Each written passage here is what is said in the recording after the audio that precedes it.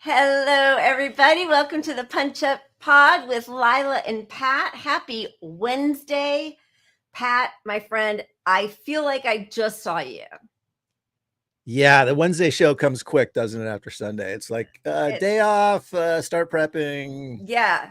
And when I say that, I mean Lila has to get to that because I'm just looking for cat videos and things. That's how the show works. He's gonna keep going with that, even though it's definitely not the case. Anything new to report? How you doing? I'm good. I don't have COVID still, and which is actually pretty lucky since both my parents have it now, and I was just over at dinner with them with the person who gave it to them. So yeah. That's a real bummer, but I'm glad that you've escaped it. You're one of the very few novids out there. In theory, I mean, I might have had it. You never know if you just had a mild case, but I do, mask regularly and religiously. So there's that. And my folks are both coming out of it apparently, so that's good news. They're 80 plus, and you're always worried. Absolutely. Well, it's nice to know that we're all out here on our own facing a ongoing global pandemic. It's lovely. But look, we learned some lessons for the next ones we're already ignoring. So we got a few going on now. We got the bird flu, we got monkeypox. There's no shortage of things to keep us on our toes, huh? This is supposed to be the cheery part. So say something positive. How you doing? How you doing? I will tell you, I am a little frazzled, discombobulated today because the dentist got to see me in an emergency session to fix my front tooth that I chipped probably on a bottle of wine at some point. But I was gone for a lot of the day. So I'm feeling a little like, I need to ground myself a little bit. It's probably, I just need my drink. We have a guest here today whom we're so excited to speak with. So, normally we do our little repartee here trying to be funny for a long time, but we should probably quickly just thank our wonderful members, our pup heroes and sheroes, our monthly members. We thank you guys so much. Seriously, we could not be doing this without you. So big cheers to all of you. Thank you. And I will just quickly do Pat's favorite part of the whole show. Make sure to like and subscribe, folks. Smash that notification bell. It's your favorite part.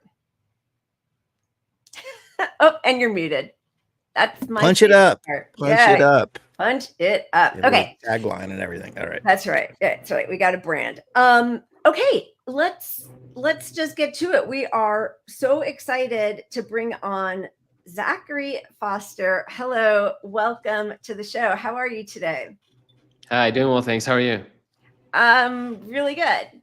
Pat is also good and without COVID, so it's good stuff. Why don't you? I'm sure a lot of people already follow you. Your Twitter feed has tons of information, but also I think you, along with one or two other partners, curate a whole site on Palestinian studies. Is that correct? You want to maybe tell us a little bit about what you do? Sure thing. Well, first of all, thanks for having me, and thanks for asking me about Palestine Nexus. It's a website. Nexus. I couldn't remember this. Sorry, I'm writing it down because I want to make sure we'll put it in the description of the videos. Yeah, so it's a website I launched about 4 years ago, which began as a digital archive of maps, manuscripts, newspapers, documents, etc. And then over the past year and a half or so, it's evolved to become more than just a digital archive. Now it's a kind of a media brand. We've got a newsletter called Palestine in Your Inbox, and so we try and publish a piece every week on Palestine. We've got a Spotify, so you can listen to that newsletter in audio format if you like. And then we've got a YouTube now. We've got an Instagram where we turn each newsletter into an IG post. So we're trying to educate the world about Palestine. There's a lot of people that are curious, and the mainstream media just hasn't done a great job reporting on Palestine over the past 10 months. I mean, it hasn't been doing a great job for years, if not decades, but it's the absurdity and the bias has been exposed over the past 10 months to such an extent that people are craving craving kind of independent media that isn't, basically just tooting Israeli military talking points and regurgitating Israeli military propaganda. Right. The Hasbara. Yeah, we had years of, in this country, it's complicated was a reason to not learn anything about Palestine and the Israel conflict. And that is broken down the minute you do 30 seconds of research. It's not very complicated. It's immoral. It's we're the bad guys here, Absolutely. Yeah, that's exactly right. It's the side with all the power, the side that is doing the occupying, that is imposing an apartheid regime, that is carrying out genocidal acts. That's the side that wants you to think it's complicated, right? Yeah. Okay, so can you tell us about your background a little bit? I think you grew up Jewish, as I did, and I feel like somehow that helps people listen more to a Palestinian perspective. Unfortunately, I mean, it's a disgusting thing to say, but that kind of leads a path for people who are worried that saying anything other than it's complicated will make them anti-Semitic. It's been not years, but decades that people have been afraid to speak openly and critically about Israel without being accused of anti-Semitism, right? So this has been I would say a point of leverage that pro-Israel people have been using for decades. I mean, so there's nothing new about this, but yeah, I mean, look, my background, I grew up Jewish, going to Jewish schools and Jewish summer camps, and Jewish, went to Israel with my Jewish youth group, and was raised to believe that Israel is my homeland, right? So this is the narrative that you grow up with if you're raised in a Zionist Jewish household in the U.S. I think what I eventually discovered was this state is not acting in my interest. Yeah, it's in fact, I think, endangering me. Right, when Israel goes on these killing rampages in Gaza in 2008, 9, in 2014, 2021, and obviously now, you get a rise in anti-Semitism everywhere, and that's because the state is claiming to represent me. It's claiming to act in my name. Right. So anyways, the state's endangering me, and I think that's why, for me, it's a personal issue, right? This isn't intellectual. This is personal. Right. So when did you first start sort of delving into the history that hadn't been taught to you before? It's a gradual process. For me, it started when I spent a semester in Jerusalem meeting Palestinians, and then I did a program in college when you were doing that, or? Yeah, that's right. Yeah. Yeah. So I'm in Jerusalem meeting Palestinians, getting exposed to a Palestinian perspective. That was obviously had an impact on me. And then, but I would say at a personal level, right? It's just like, okay, these people aren't all terrorists, right? It's just you're raised with so much propaganda that when you actually go and meet Palestinians for the first time, you're like, oh, so everything I know about these people is wrong. Okay, so that's like step one. Right. I think step two is then actually trying to dig a little bit deeper and understand what the source of pain and trauma is for them. And then you learn, oh, wait, their parents and grandparents were expelled from Palestine, just like your parents and grandparents were expelled from Eastern Europe. Right. Right. So it's like, oh, okay. So you, as a Jewish American who doesn't have any connection to Israel at all, you can go get an Israeli passport and live in Jerusalem. Right. And live in Jaffa tomorrow if you wanted to. Whereas their parents and grandparents are from there. They speak the language. They have a strong connection to the land. They have family that live there. But they're barred from entering that country. Explain that one to me. So you start to realize that as a Jew, you're actually implicated in this whole story, that right. you have this privilege. And so was it a concerted effort for you to meet Palestinians when you were there? Because from what I've heard, like when people do birthright or what, it's very sort of managed. Yeah. And yeah. So did you have to like sort of go out on your own to do that? Look, I had visited the country 3, 4, 5 times before I thought critically about it at all. Right. I spent a summer in Or Sameach, which is an ultra-Orthodox yeshiva in Jerusalem, actually right on the border of East and West Jerusalem. It didn't even occur to me to cross the highway and venture out into East Jerusalem. Right. So that was 2 whole months of that. Yeah. So, I mean, there's been a long, it wasn't like I arrived at the idea that, wow, I want to be a pro-Palestine historian. That took a long time, right? That was just a gradual evolution of like getting more interested and then actually trying to approach it from an academic perspective, trying to study it historically, get into the archives, learn Arabic, read the history, read the primary sources of history, the newspapers, the letters, the manuscripts, the diaries, go get into that stuff. Right. And then try to understand more about Palestinian history. But I mean, that took a long time before I arrived at that destination. Right. And Pat and I have lag time, so I didn't want to talk over you. Go ahead. Sorry. What kind of backlash from your community and, maybe even your family? I'm sure that's not an easy process to go through when you're sort of the first person waking up to this idea that there's some guilt involved in Israel's role here, Yeah, I mean, it's tough, right? It's, it does obviously make things difficult when you have a family and a friend group and a community and a Jewish community that you're part of, by the way. I was more religious as, we grew up going to synagogue, my whole circle of friends growing up was Jewish. Like I would go to the Jewish youth group events, so obviously I was very much, we would stay after synagogue and do a kind of a session with the rabbi where we're just learning a Jewish text. We're picking up a Talmudic text or a Midrashic text or whatever it was, after like voluntarily on a Saturday afternoon. That was like my high school years, so bonus church.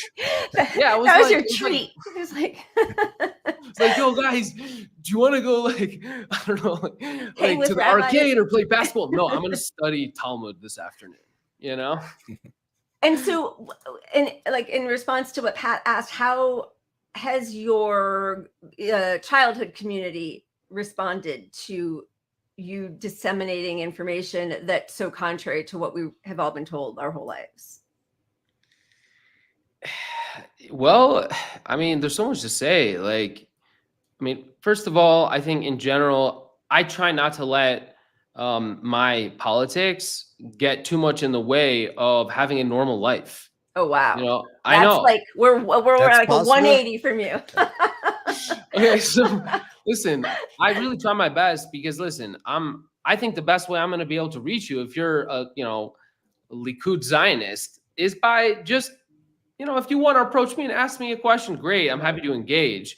But I'm not here shoving down, pro-Palestine content down your throat. If that's not, I want to meet you halfway. I want to, you can be right, you can be effective. I think oftentimes, in my personal experiences, to reach people, you kind of do have to meet them halfway, and you do have to, just be open-minded and hear another perspective. So for me, I put my politics off to the side, trying to engage with people at a personal level, especially people in my community, people who I know are going to be hostile to the message I'm bringing. So that's why it's like, if you're in hostile territory, you can't be, running around, firing, shooting, just shots fired every 2 seconds. No, you have to be a little bit more delicate.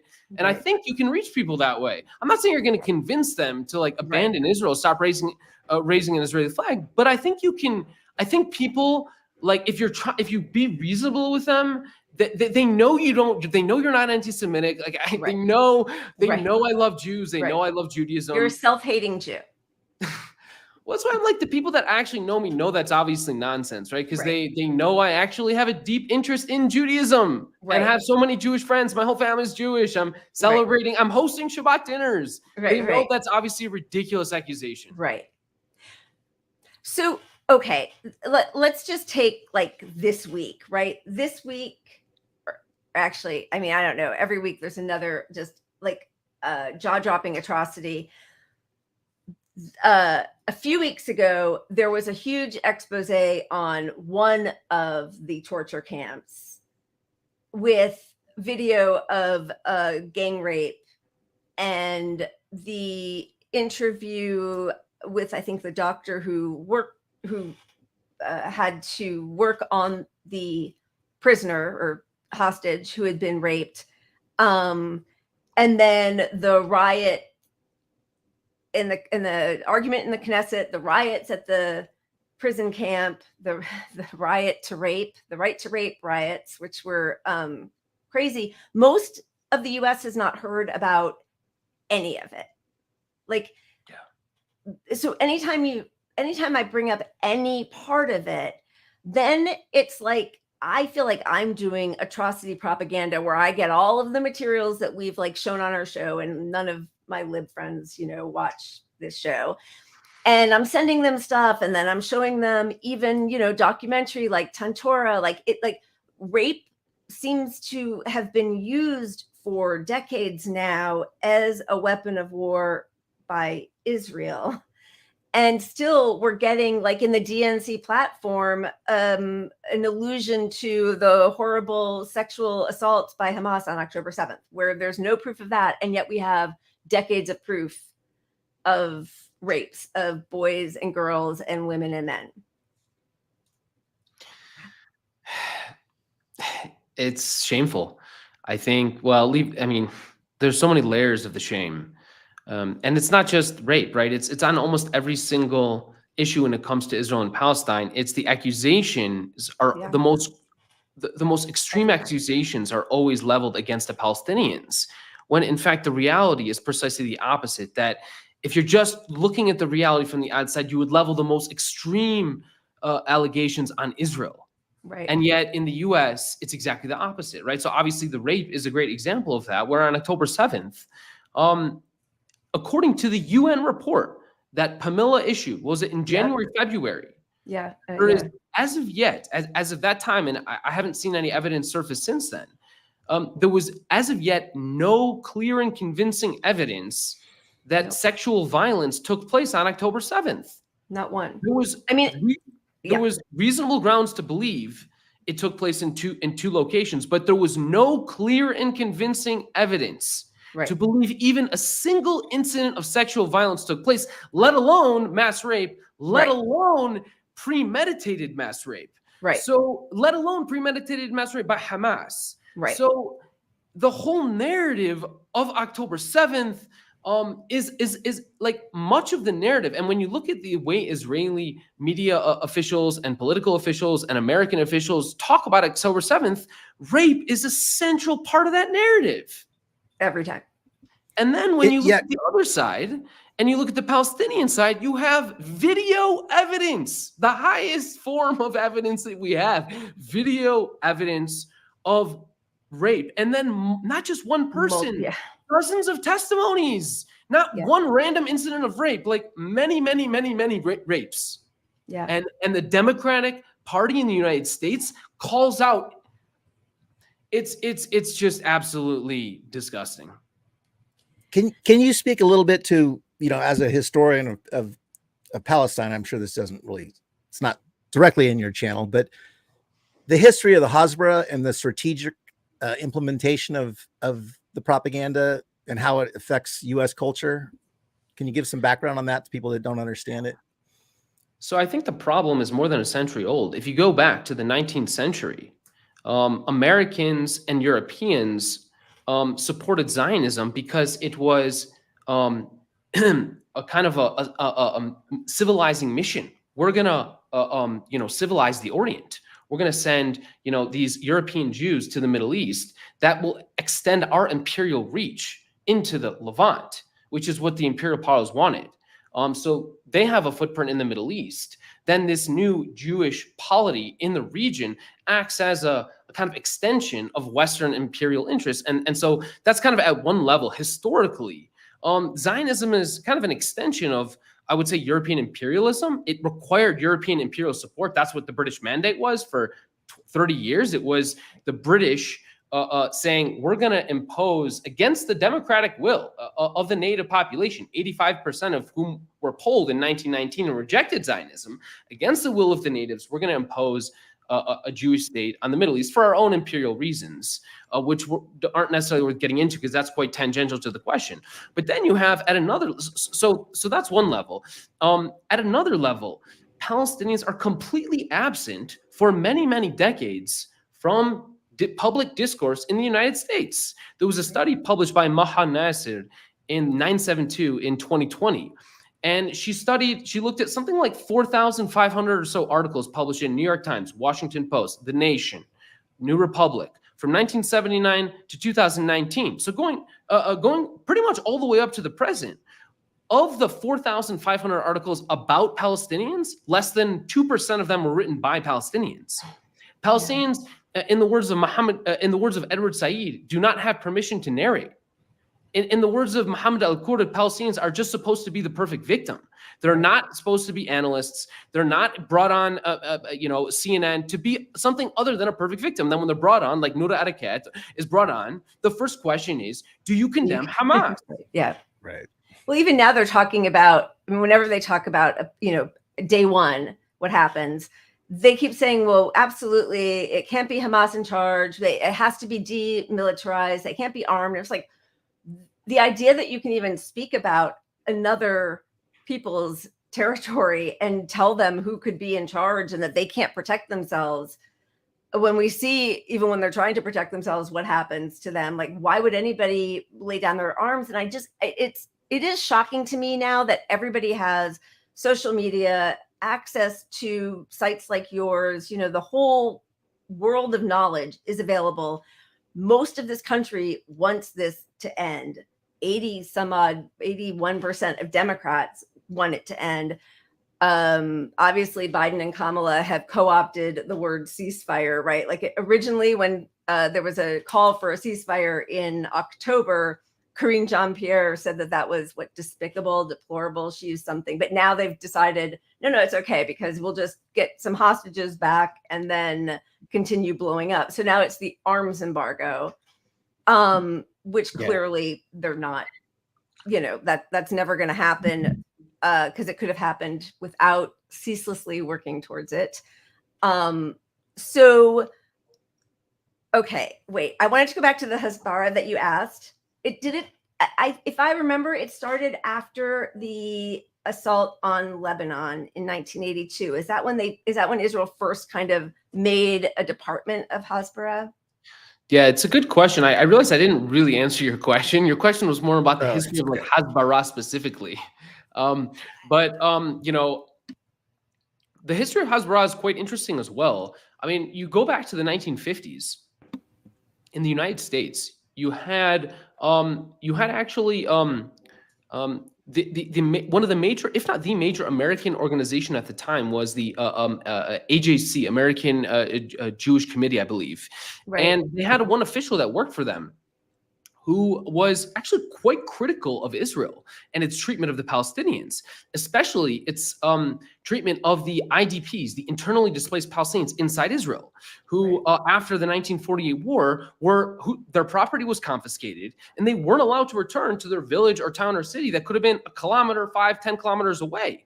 They basically were, they were forbidden from returning to their homes, those who were still inside the borders of the state of Israel. Anyways, this guy is like becoming friends with them. The Israeli state kind of got a hold of this guy's, his doings, and basically they got the HAC to fire him. Okay, so you had Hasbara, the Israeli government is basically trying to influence American Jewish politics in the 50s. Wow. You also had another publication by an American Jewish journalist who was publishing all these articles. This is also in the 50s. I realize we're going slowly through the history if we're still. No, that's great. Yeah. Kind of a historical sense that this goes back to the very early days of the state of Israel. You had an American Jewish journalist who founds a journal, I believe it's called the Jewish Weekly, if I'm not wrong. Right. And in the journal, he's publishing all kinds of articles that are extremely critical of Israel. In one case, he goes and interviews this woman who had arrived as a refugee, I believe from Poland, who had gone through the Holocaust. And she's living in this Arab home and her kids are playing in the attic and they discover all these toys. And she's like, oh my God, like these are the toys of the Arab kids that lived here before we took over this house. We're doing exactly to the Palestinians what the Nazis did to us. And that's a quote in the article. Anyways, what does Israel do? Israel gets this guy fired. They basically lobby all the major newspapers in the US and get this guy's columns canceled. It's like the canary thing. Yeah. This has been happening for 75 years. I mean, kind of fast forwarding to say more recent a period. I mean, you recall in 2000, was it in the early 2000s, Stephen Walt and John Mearsheimer published a book called The Israel Lobby, in which they document, it's a 500 page volume that documents all of these nefarious, Israeli influences on American politics. And it goes back decades. I mean, the most recent influences, let's say during the Oslo process, if you really want to understand kind of why the Oslo process was such a failure, it was because the United States, together with Israel, basically the United States acted as Israel's a lawyer during the negotiation process. It would be the Israelis and the Americans would come up with a position.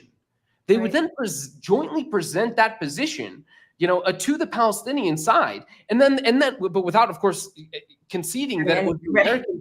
And then the Americans would go and pretend like, oh wow, like, but Palestinians, what do you think of this great Israeli offer? Yeah. Meanwhile, there would be the comments and notes left from the Israeli negotiators on the drafts that the Americans would hand to the Palestinians. So this has been the American role in the conflict for decades. It's basically to take the side of Israel.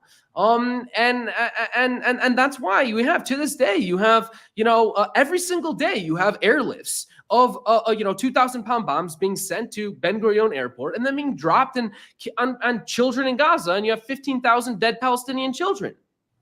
At least. Yeah. Yeah. I mean, all of those accusations, the beheaded babies, I've never seen so many, beheaded children, body parts. Like, it's just so disgusting. And still nobody, actually that's not true. Every once in a while, there'll be like a little CNN segment, but it will be like on their media, on their, online with Christian Amanpour or somebody, they never checking the box like they actually both sides this thing. Yeah.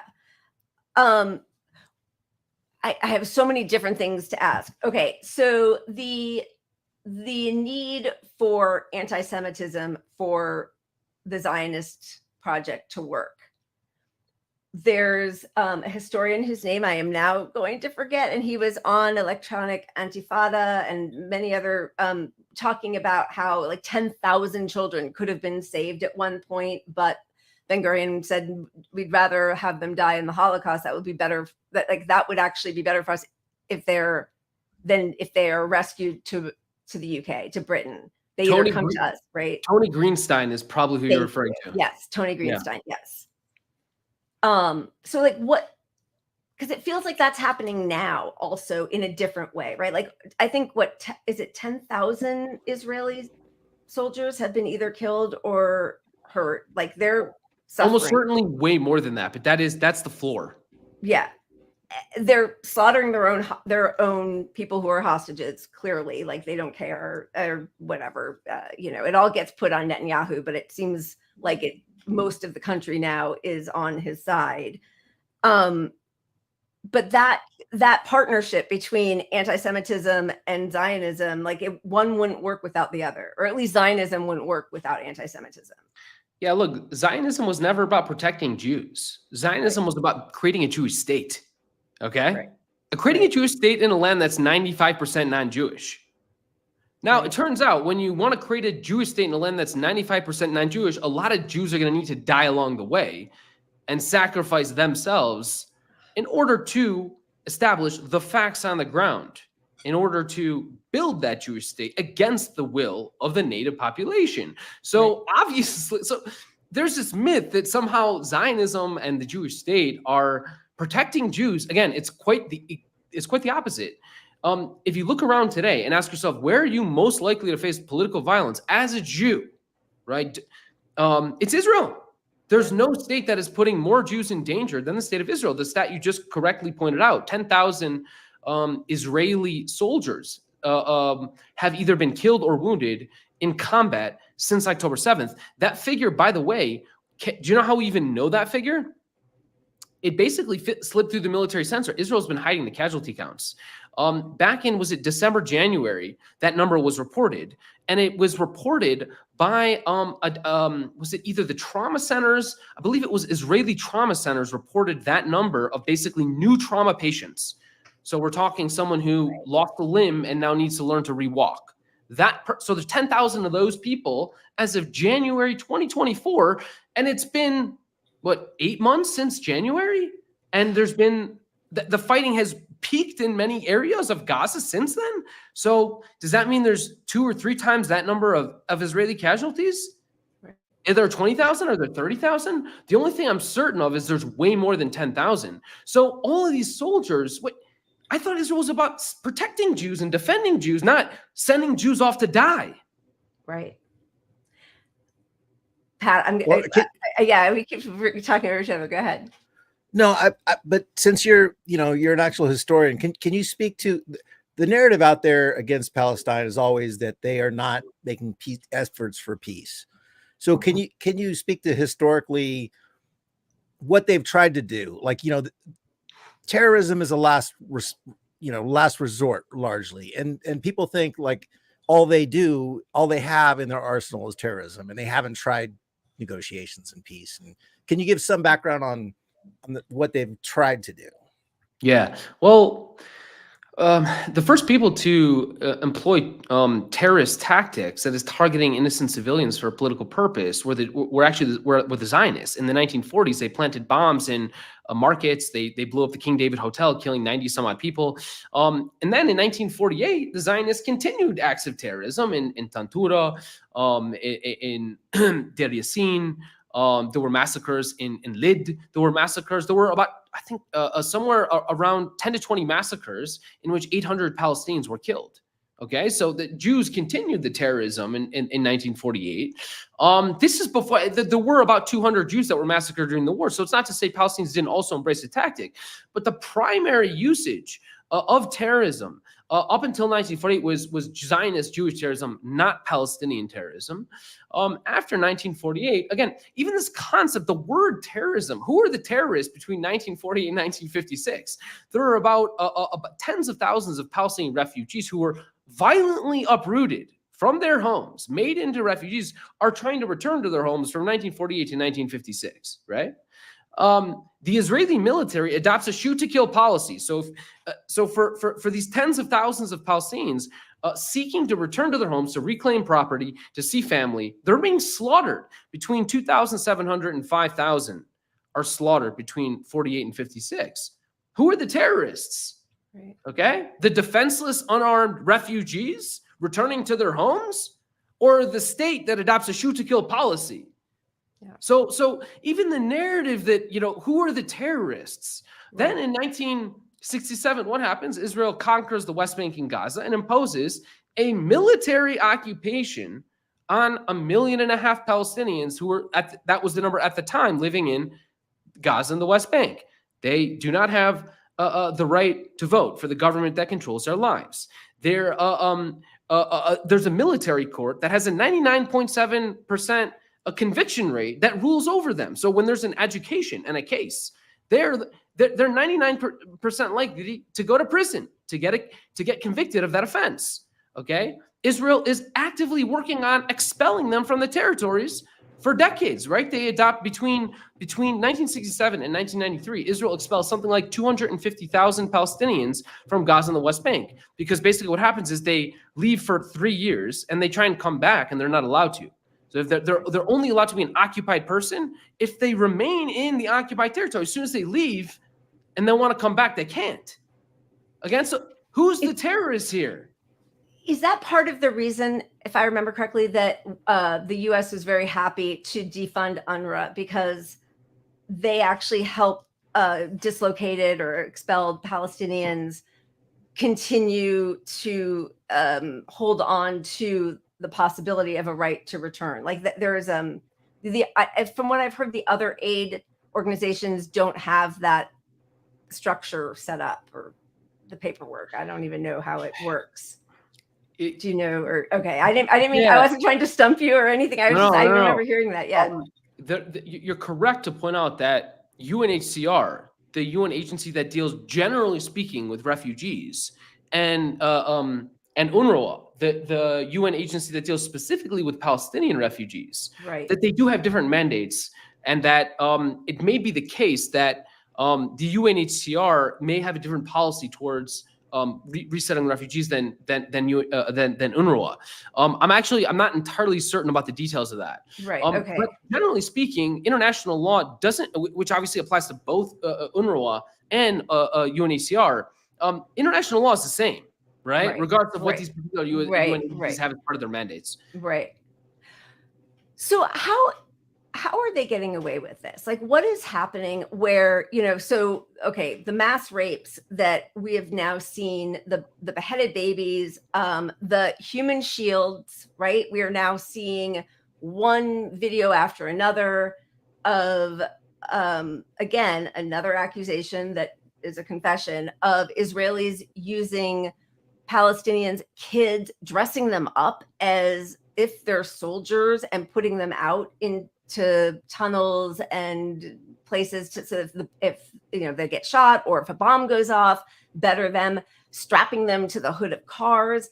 And again, haven't seen, and like B'Tselem, even like I think 20 years ago said there's no documentation of this thing that the whole world has been accusing Palestinians of, right? That Golda Meir quotation of, well, when they love their children as much as, or when it matters more to them to, save their children, protect their children than to kill us or something, right? They've always been sort of like compared to beasts who don't have love or warmth or families or civility or anything. And now every single shred of evidence we are seeing come out of Israel for 10 months, and then as you start digging for decades, is so horrifying. Like, all I can do as a Jewish person is keep trying to distance myself from this mentality so the whole world doesn't think we're all the same. Look, I go out of my way. I mean, for me, I'm implicated, right? Because it's my people, it's my community, it's my friends, it's my family that are so wrapped up in this, that are so supportive of this, are the ones that are showing up to Israel rallies, right? Like, for me, it's absolutely essential to make my voice heard and make my voice known. And by the way, I think that's why, for example, some of the most outspoken activists in the United States are Jewish. You look at what happened in the Capitol building, in the Rotundum, where, was it 100, 200, 300 JVP activists, Jewish Voices for Peace activists, took it over. Going back to November, December, they took over Penn Station, Philadelphia, Penn Station, New York. They took over the Statue of Liberty. The Jewish activists are the most outspoken, even more so than the Palestinian ones, because they feel, I mean, obviously the Palestinian ones as well. Right. No disrespect. Right. No, yeah. But because they feel that their identity is being shredded to pieces. Right. That they are it's their identity that is being used and abused and weaponized to carry out a genocide. Go ahead. Well, so I have a question. That we're in deep hypotheticals now, but let's imagine the U.S. public pressure forces U.S. to change their policy position, and they no longer are going to provide arms to Israel. Sure. And we get that to happen somehow. What would happen? What do you think would happen to the state of the war with the U.S. pulling their support from Israel? The state of the war, or the state of Israel? Well, the state of Israel, Palestine, like what happens next if we manage to make that happen? Like, is there any sort of future for Palestine, even if that happens? I see. So really the question is, supposing the United States says no more weapons to Israel, that's the question. What happens next? Well, I mean, everything changes. The bombing was stopped in 3 days. Israel has a reserve of 3 days of bombs. Their own generals have said that out loud. Day 4, there's no more bombs. That's why the airlifts are daily. Yeah. Right. So the war, I mean, okay. What has to happen is obviously not just an arms embargo, but also a path forward. We obviously have to say, okay, we're going to stop sending you weapons, but if you do want weapons, if you do want tank shells, artillery shells, if you do want, the $18 billion that we just sent you, well, then there are certain conditions, the ceasefire today, 1,000 trucks into Gaza tomorrow, 2,000 trucks into Gaza the day after tomorrow. And then, okay, so now that the resuscitation of the health industry in Gaza, which there's 36 hospitals in Gaza, there's not a single one that hasn't been partially or completely damaged. We need to rebuild the healthcare system so the tens of thousands of Palestinians who have festering wounds and are going to die from those wounds that cannot be treated because there is no healthcare in Gaza. Those Palestinians need immediate care. You need U.S. carriers that are sent to the Middle East, not when Israel assassinates Hamas figures, but when there's a ceasefire to provide medical care. Maybe it's not the U.S. that has no credibility, but you need some kind of immediate, injection of humanitarian aid, of medical care, of reconstruction in Gaza. Vaccination efforts, everything needs to happen. So this is just like, trying to recover from a genocide. I mean, we haven't even gotten started with a political solution. Right. At a political level, the U.S. needs to force Israel to end the occupation immediately. Right. And again, if you want to apply the leverage, right, it comes not just in an arms embargo, right? It comes in no longer vetoing resolutions at the UN. Right. Right. It comes in the form of, basically putting sanctions on the entire Israeli cabinet, on every single sitting minister in government who have been criminally engaged in genocide. Right. It involved. So there's it's not just an arms embargo. Right. It's diplomatic work. It's sanctions work.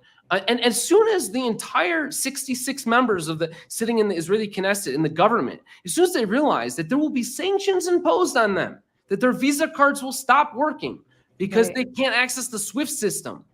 As soon as that happens, there will be a fundamental shift in Israeli society. But these are the things that need to happen.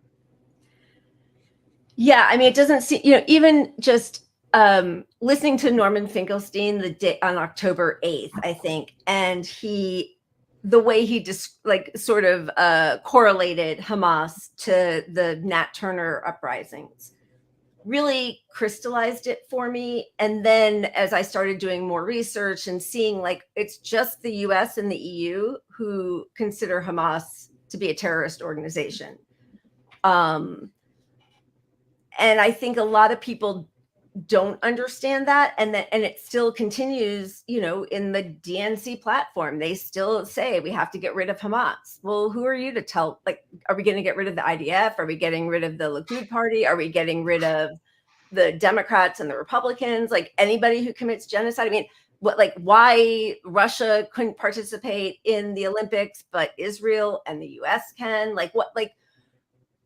I feel like we don't really, most of the world has known that we don't have a global order a rules-based order.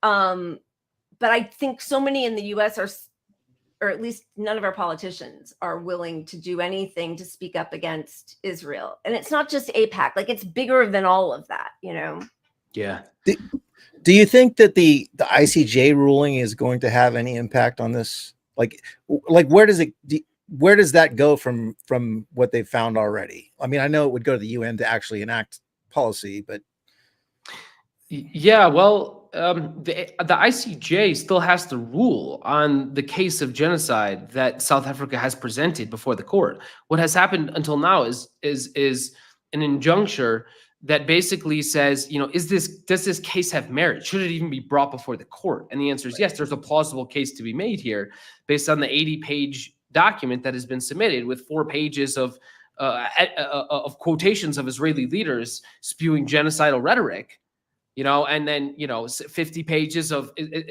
document every, a footnote on every sentence documenting Israeli war crimes and genocidal acts. So that 80-page case will then, turn into a 500-page case that'll take, 6 years to, come to some type of legal conclusion. This is the nature of the legal system. But, sorry, I forgot my train of thought. No, I know we do too, and I keep writing down notes, and then we go, and then I'm like, wait, what do I want to get to? But you're right that I think, look, when it comes to these courts, these UN courts like the ICJ, the UN doesn't have an enforcement body. Right? The UN doesn't have a military. It can't enforce the rulings of its own court. Right. So ultimately, the only people that really would do anything as a result of this ruling, even if in 6 years it is ruled to be a genocide. Right. The people that should act on that decision should be member states of the UN. And the member states of the UN need to, I mean, they need to impose sanctions on Israel, prevent Israeli leaders from traveling, impose sanctions on the Israeli political and military leaders and the media who are complicit as well. The Genocide Convention includes, incitement to genocide, which obviously includes pretty much every member New of York Times and every media outlet, right? There needs to be warrants for arrests for all these people. The United States government needs to issue an arrest, it needs to issue an arrest warrant to the U.S. It will be the ex-U.S. president, the ex-U.S. Foreign minister, Blinken, the ex-defense minister, et cetera, et cetera. Yeah, but that's why W was such that's why Biden was such good friends with George W. We have the Hague Act, and if it ever comes to that, we'll just storm the Hague and get rid of them. Yeah, international law is one of those things that obviously everyone in the world realizes, how important it is. I mean, no sane person claims to argue that genocide is somehow a good thing. Right. No one is arguing that. They're just claiming we're not doing it, but we'll let the courts decide that. And, they may or may not come to that conclusion. They may, and the courts are themselves imperfect, right? Right. But. Yeah. And then there are these sort of like really grotesque dialogues I see where it's like genocide. There's, it's only 2% of the population that they've killed. I mean, like these, it's so repulsive. And there was a graphic today that I don't even know if if we have, but, how that compares to every other conflict in the last 20 years, the percentage. I mean, it's so awful to have to talk about people in these terms. It's sort of like debunking the mass rape, like if you become this person who's like, well, I didn't see her with semen on her back and I need a picture, it's like disgusting to have to say those words, but then they're lying and saying like Sheryl Sandberg is looking at a picture that doesn't exist, of evidence that doesn't exist, saying like, oh my God, that's horrifying, and handing it back to the Zaka guy. Yeah, her film, by the way, Sheryl Sandberg's film, was it Screams Without Words or something to that effect? Yeah. Was Kamala just showed it. Yeah. Was screened in the White House by Kamala Harris. Yeah. She's not going to be that savior. The same film that is displaying testimony that was coming from Palestinians who were almost certainly tortured. Right. Kamala. So the Democratic presidential nominee supports torture. Yeah. Apparently. Yeah. Torture of people who produce false confessions. To produce false confessions to justify a genocide. Right. President Harris. Yeah. Okay, so assuming the U.S. doesn't change policy, which is obviously more likely. I mean, eventually I think they will have to, but not short term. We'll see so much more devastation. But do you think regional efforts and the unification of the Houthis and all the groups in the area, is that Ansar Allah is the only one who's taking care of anything? Like seriously, they've shut down the Red Sea, and thank God for them. Yeah, I'm pro Houthi. If anyone wants to ask me, which also makes me like, because I'm sure people living under that with them like aren't fans, right? That's not, and Hezbollah same, but like we live in a world where if you've done one bad thing, all the other things that you've done, even if you could have done 8 bad things and 2 good things, 1 bad thing and 9 good things, it doesn't matter. One bad thing means that we can never say anything positive about you. Yeah. We can't even share your videos if you've ever said something I disagree with. That's kind of the perspective these days. But sorry, go ahead, Patrick. Well, I'm wondering, do you think the other groups in the region have power to get us there without the U.S. changing its views? I mean, look, I think increasingly we're living in a multipolar world. The U.S. is no longer the world's sole superpower. We're still the world's most powerful country by a long shot, but that is changing. It has been changing, and it's continuing to change, which means that the U.S. doesn't just get to make up the rules for everybody else. Right.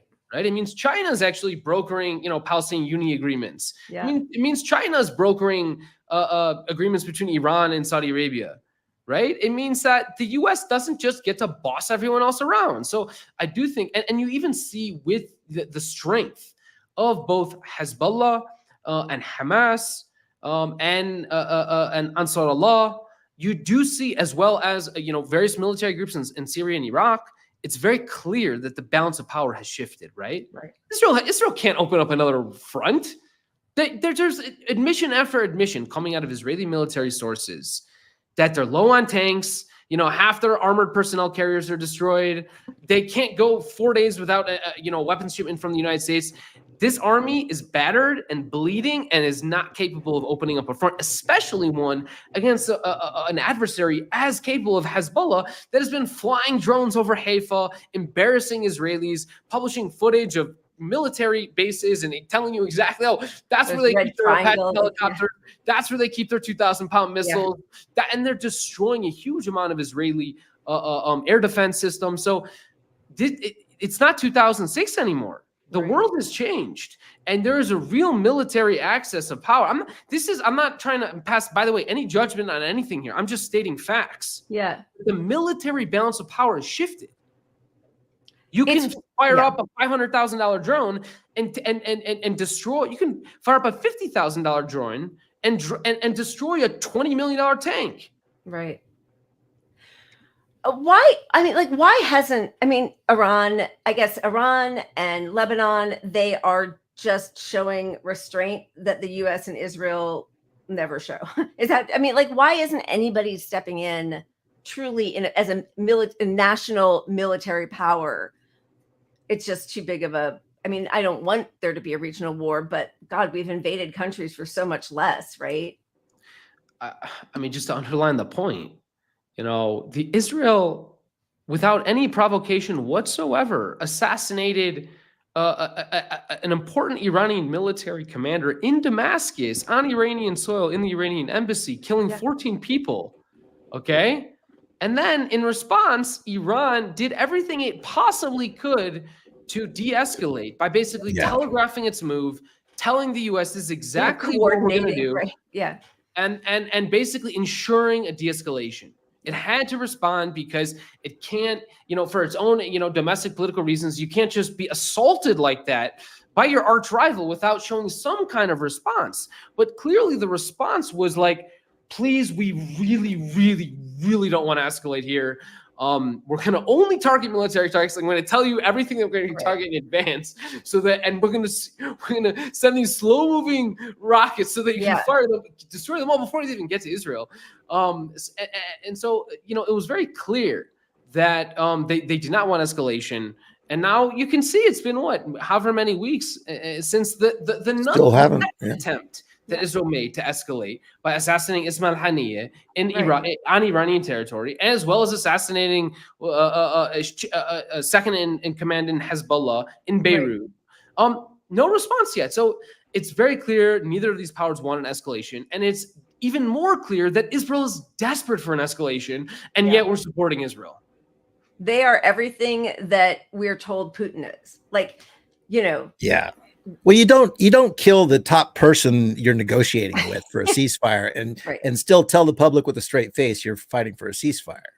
It's just absurd. And Democrats are so guilty on this. Even today they're talking about ceasefire, and it's so ridiculous. Israel's saying, and even in Haaretz or Times of Israel, great. I retweeted this one. Of course, it's happened every time that the U.S. puts out a ceasefire plan. Hamas said that they would return all the hostages in October. Yeah. And Israel said, no, that's not what they want. I think that's the other thing that I try to impart to people is the difference in hostages, what we're actually talking about here. And this has been going on again for decades, and children too.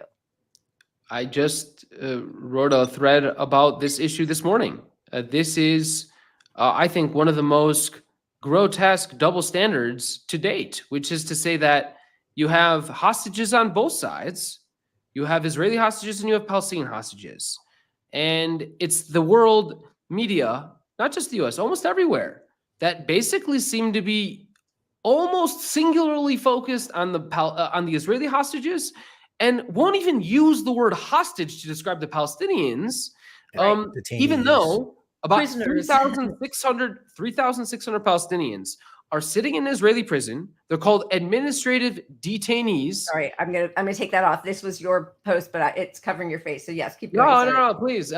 They haven't been charged with anything, so they can't even present a legal defense. They may commit some crime in the future. That is the legal reasoning that Israel uses. They've committed a crime in the future. It's like Minority Report. Yeah. Well, it's why Israelis feel fine about blowing up babies, like targeting 4-day-old twins, right? Because eventually those kids are going to be terrorists. Yeah, they'll be Hamas. Like that's the whole philosophy there. And then they can be held in for 3 months, for 4 months, for 6 months in awful conditions, sometimes in solitary confinement, potentially being beaten and tortured. In one case, you had a Palestinian who was beaten so hard in the stomach. He went into prison totally healthy. This is, I think, Mohammed. I just tweeted about this today. He entered prison in August 2024, was released in December 2024, having been. I mean, the picture, the before and after is, I mean, honestly, almost unbelievable. You almost have to be like, is this fake news? You're like, this is not possible. Right. And then you're like, no, actually, this is possible. This is what happened. They beat him so bad. He developed some kind of stomach cancer and died 5 months later. And he was an administrative detainee. He wasn't arrested. He hadn't committed any crime. They hadn't accused him of doing anything wrong. And he was sitting in an Israeli prison. That's called a hostage. Yeah. And there were 3,600 of them. 20 times as many Palestinian hostages as Israeli hostages at its peak, 40 times now. I mean, it's just absolute insanity. The double standard when it comes to the hostage situation. Yeah, they've totally dehumanized them. So I do just want to put this up, and Pat, go ahead, say, but I'm going to make a smaller just so that we can talk about this after you're done. Go ahead. Well, I just wanted to say we covered it a few weeks ago, but something like 45 detainees died of sexual assault in Israeli prisons since October 7th.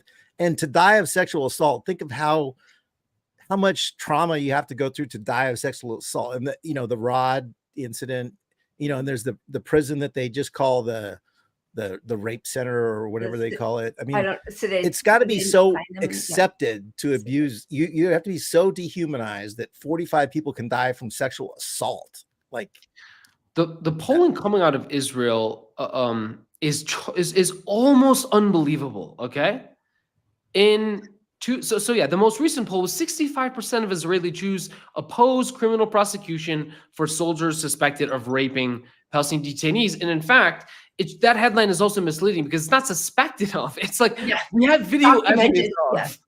Like, I mean, it's Israelis doctors who are saying I'm treating somebody who has either died, like the hot poker, or with whatever objects punctured their lungs, like. And it's not even just the sexual assault. You go back to the January 2024 polling, in which 95% of Israeli Jews said Israel is using either the appropriate amount of force in Gaza or not enough.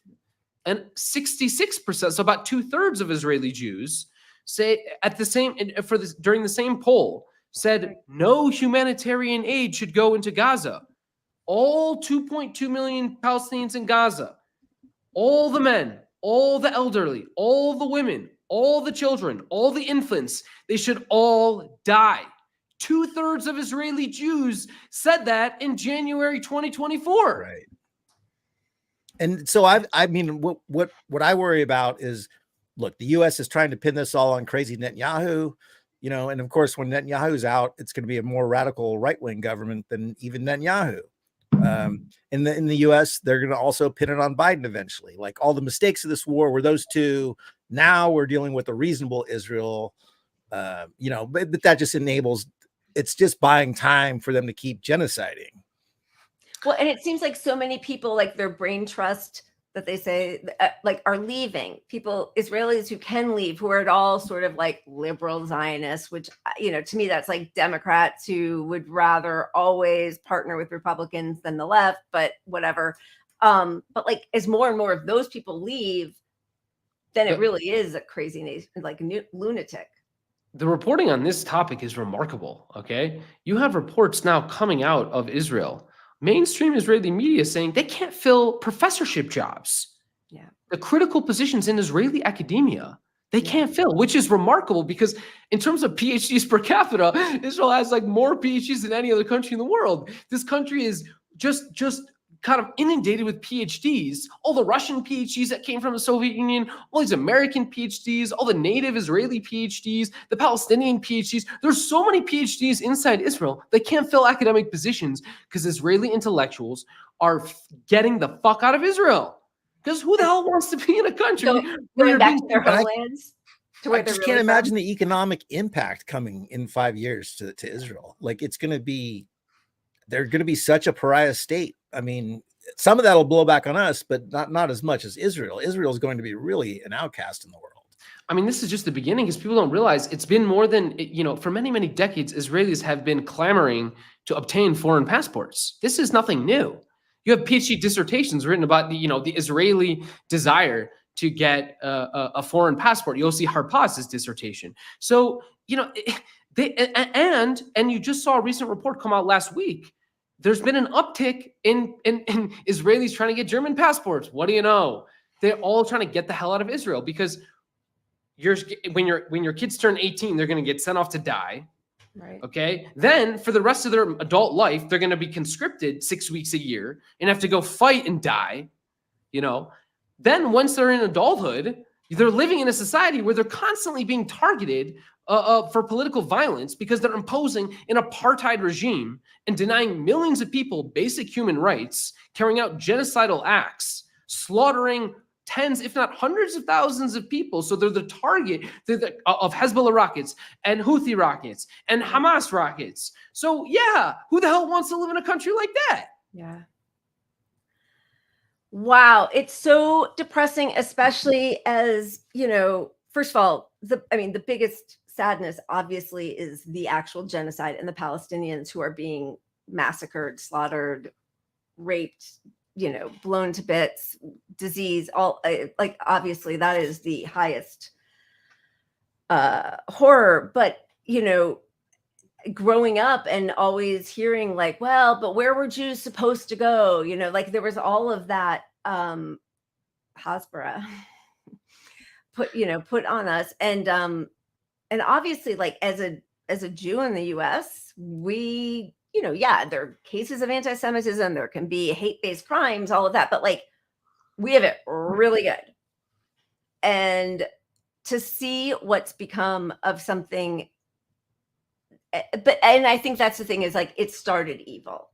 And people knew it back then. Like, you know, Albert Einstein, Hannah Arendt, Primo Levi, like Holocaust survivors said, what this Zionist project is a Nazi project. They knew it then in the 40s, you know, so shame on all of us, but like, you know, for not disseminating the truth earlier in this country. The project was never about rescuing the Jews. In fact, there's this famous Ben Gurion quote, and this is not a contested quote. This is a well-established quote. There are multiple sources that agree with this.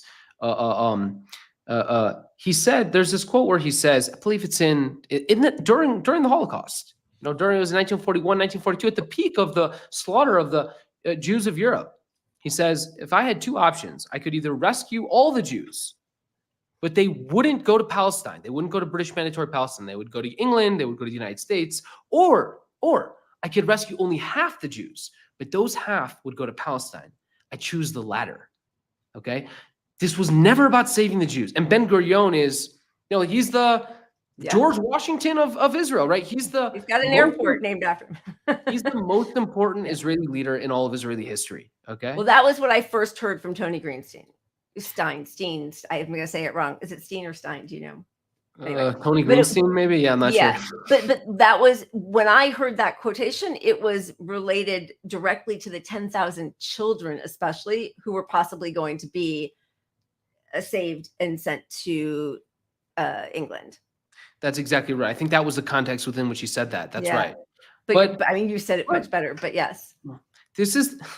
The state of Israel has actually been pretty much all about putting Jews on the front lines, Jewish civilians on the front lines. I mean, that was the whole concept of the Zionist enterprise in the first place. It was kind of settle, going back to the late 19th century even, was you build this little agricultural colony. You have to displace Palestinians to do it. And then you have to build a kind of a fortification to protect yourself from the people you just displaced. I mean, this has been the project since the beginning, right? We call it democracy. They're the only democracy in the It's what every settler colonial state in the world has done and has had to do. Yeah. Anytime you try to replace a native population with your own foreign population, you are going to encounter the same resistance. Every colonial state has encountered resistance. And every colonial state has eventually wound up with the same conclusion, which is we have to remove them. They need to be removed. Terrorists. They're terrorists who are raping our women. Well, of course they're going to resist. It's happening over and over, right? Like that. It's the exact same script, though. Yeah. Yeah. Zachary, which do you go by? I'm realizing. Zach. Okay. Thank you. We have kept you way over what we promised you. You're amazing. Seriously, and I'm seeing the comments, which I'm trying to read and put on there. Everybody is loving you and so grateful for all of your information. Could you please, is there any information you want to leave us with? And also, where can people find you? I know you already said it. And please, people, sign up for his emails, because I think you're a good source and people need to read what you guys are writing every week. I really appreciate you saying that. First of all, let me just say, you guys are absolutely wonderful host and hostess. I really enjoyed this conversation. I will, encourage all of my followers, however many dozens of them there are, to like and subscribe to your pod, because it's you're such a wonderful conversation partners. My socials, you can find me at PalestineNexus.com. That's where you can subscribe to the newsletter. You can find me on Twitter at _Zach Foster. That's where I produce a lot of my content. You can also find me on Instagram. So thanks so much for subscribing. Thank you. I go to your website, which I know, I'm sorry, because I forgot that it was called Palestine Nexus, but I get your newsletter, and you've been, I've seen you on other people's podcasts. You are such an incredible resource. The way you have it all formatted, it makes my OCD thing. I'm like, yeah, it's all put exactly how it makes sense. So thank you so much for coming on. I hope you find that mezcal worm at the bottom of your bottle. Many thanks, Zachary. If I have a few more glasses, I'll finally see one. There you go. Either way, it works out either way. Cheers, my friend. I hope we can have you on again. There is so much to talk about.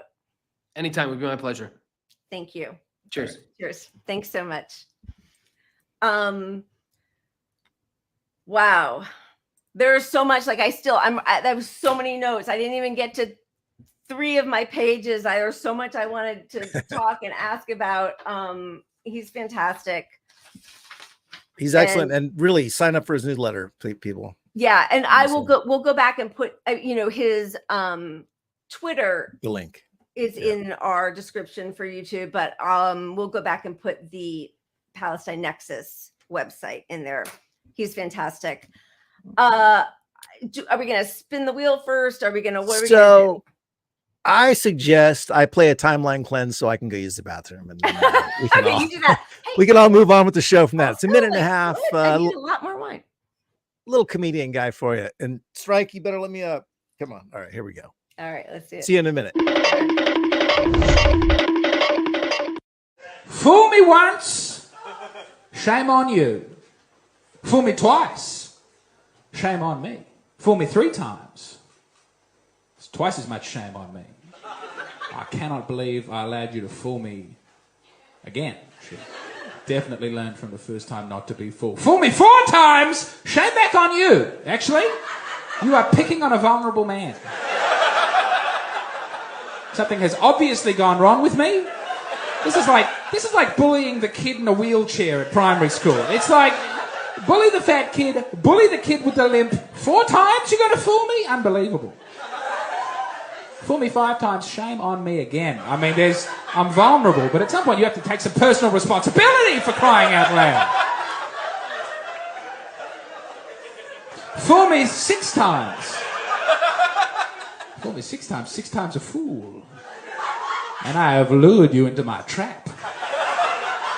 Pretending to be a fool 6 consecutive times to give you a false sense of security. Only to flip it. And now you are the fool. And you have the shame. Fool me 7 times, you saw through my trick. But there's no shame, because I'm getting fooled by the best.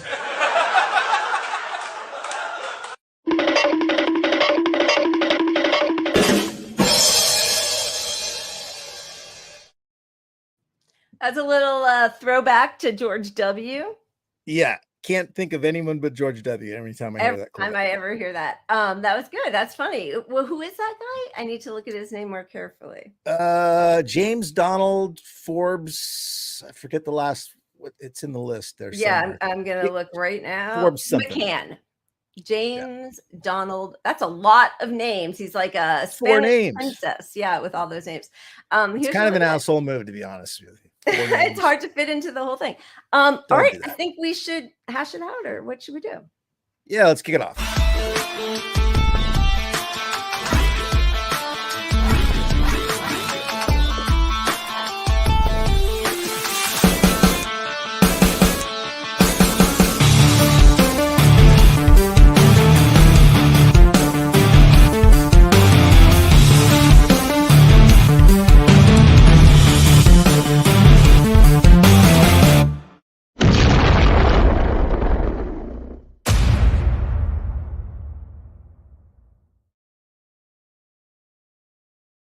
All right. So I'm realizing we kind of knocked a few of those out.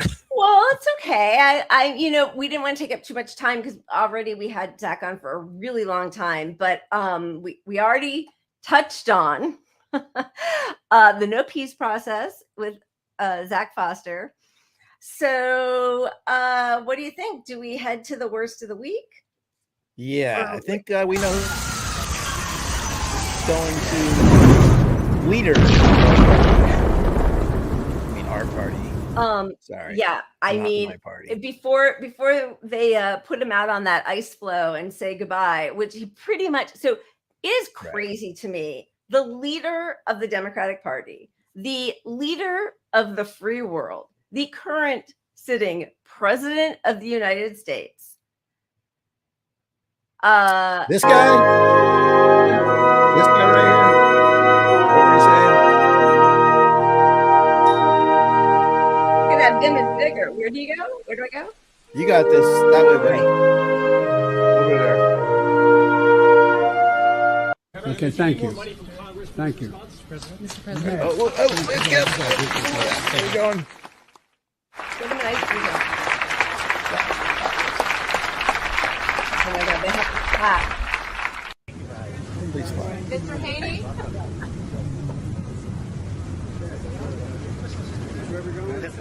Oh, no. He's got Netanyahu quaking in his boots. You can do whatever you want. I notice how much freedom I have.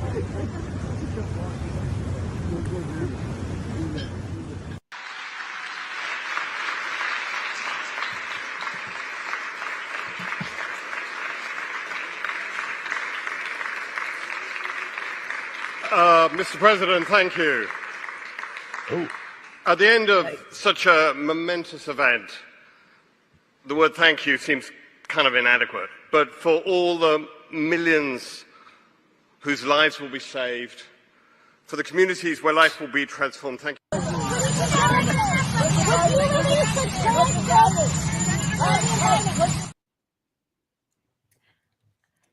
No one is going to pay for the fact that because by the way, we all knew from 2019 that he was sundowning, and they all conspired, whatever they say now, to hide it and pretend he was fine. He's sharp as a tack and whatever. What are you talking about? And that's been the person, I mean, clearly not the president, not the ruler, not the person who's actually pulling any of the strings, but like that in itself should be, that should be like headline news forever. Yeah. I mean, that's the problem. It's like, okay, if you had somebody with some faculties of their own, they might be able to say, God, this is horrific in Gaza. I'm going to push back against military industrial complex. I'm going to put some roadblocks in their way. I'm good at politics, so I can even, I can shut down all this power against me in small ways and do something. But when your faculties are so gone, you're just giving them whatever they want. They're just walking all the fuck over you. He's a joke to all of them, clearly. I mean, I really wonder if it was him who pulled us out of Afghanistan. It's like the one good thing that he did in his whole presidency. And of course he was maligned by all the, military industrial complex people. But Trump ordered it was, I know, he was following. I mean, you're right. But like, okay, he did, he did something that was wildly unpopular at the time. It was a bungled exit, but also I was hopeful. I thought, okay, we're finally at like $2 trillion, 20 years, the Taliban's back in charge. So 20 years, all those deaths, all that money got us right back, or got them right back to where, right before we invaded. But did you learn your lesson about being hopeful? Because that was a huge, that's a red flag for me. Fool me 27 times. It's back on you. Yeah. And then, exactly what Saul is saying. They shifted the money to Ukraine, and then now they shifted it to Israel. And the interesting thing is, I do think, unfortunately, it will be a long time coming, and many more Palestinians will be slaughtered in the meantime. So, there's no like, oh, the silver lining, but the encouraging, basically provoking Russia to invade, refusing any negotiations, any peace process, started Russia on a path towards, joining BRICS with Brazil and India and China. And that will have repercussions, as we were talking about earlier, like as more countries are not reliant on the US dollar, as they are able to deal, bypass the US, we will have much less leverage. And who knows? I hope when we lose our credibility because we're not even responding to our own propped up international courts. We've used the courts to enforce our will arbitrarily forever, and the world has always kind of hated us for it. But now we can't even do that with, we're letting a genocide go. So the rest of the world is like, fuck you.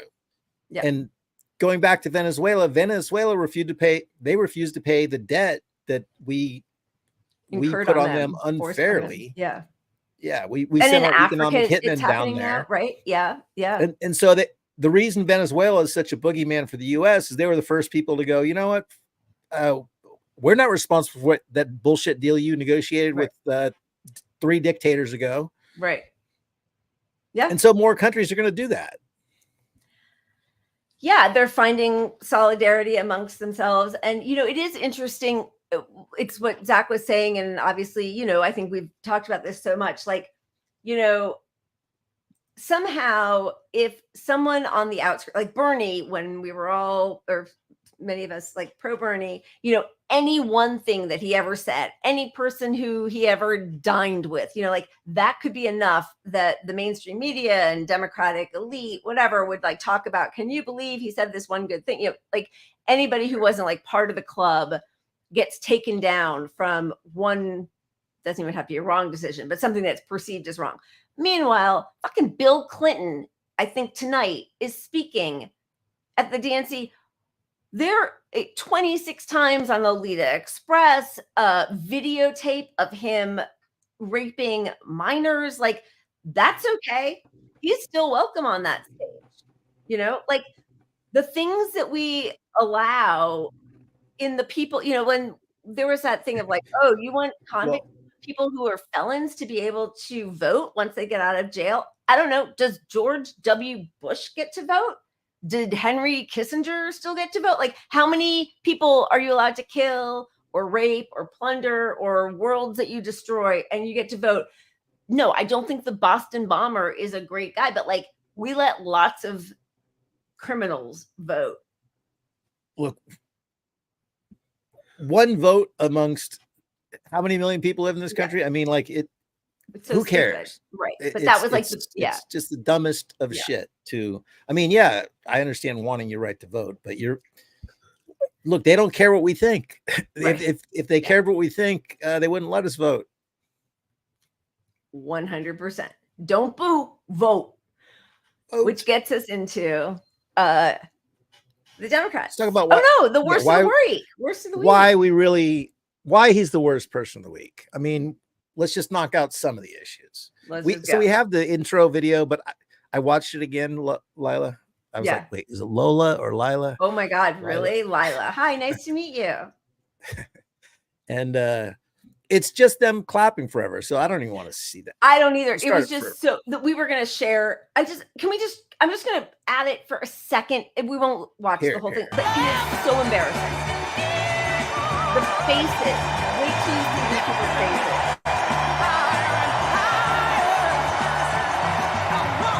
Yeah. Look at that. Oh my God. Okay. Crying faces. I mean, and then, there's just a standing ovation that goes on forever. Right, yeah, we really don't have to watch it because it's just him bumbling around. Every single person, we love Joe. What a sacrifice. What a decent man. Loves his country. Not a liar. Not a convicted felon. Union supporter. Like, one lie after handled COVID. Like, yeah. I mean, we're not getting to COVID, but look at that's Biden. We're post COVID now. So meanwhile, the red we're line, literally the record level of COVID for this time of year, right? Yeah, now. but like, just this is the red line is Trump, and his whatever that was, like January 2020 or nothing. So March to when he left in January, and then the exact same trajectory with Biden, and then skyrocketing beyond with the flippin' vaccine. Believe science. All right, we're just going to whip through these really fast. Yeah. Push people back to the office because we got to get those business real estate offices back up and running. We got to get all the downtown businesses going. All that COVID money. Let's just give it to cops. Let's just give it to cops. Don't update the ventilation or filtration in your schools. And now we know that the jobs report was cooked. They just announced today almost 1 million fewer jobs than they lied and said that they had. And let's see how SNAP's going. Oh, he cut food assistance. What's his priority though? Military. I mean, that's crazy. So that's negative, the dark red. I know you guys all know this, but sometimes these charts, like the reading small, and unless you have your readers on, you might not see the font is small. But that, like, taking away, cutting food assistance to give to the military.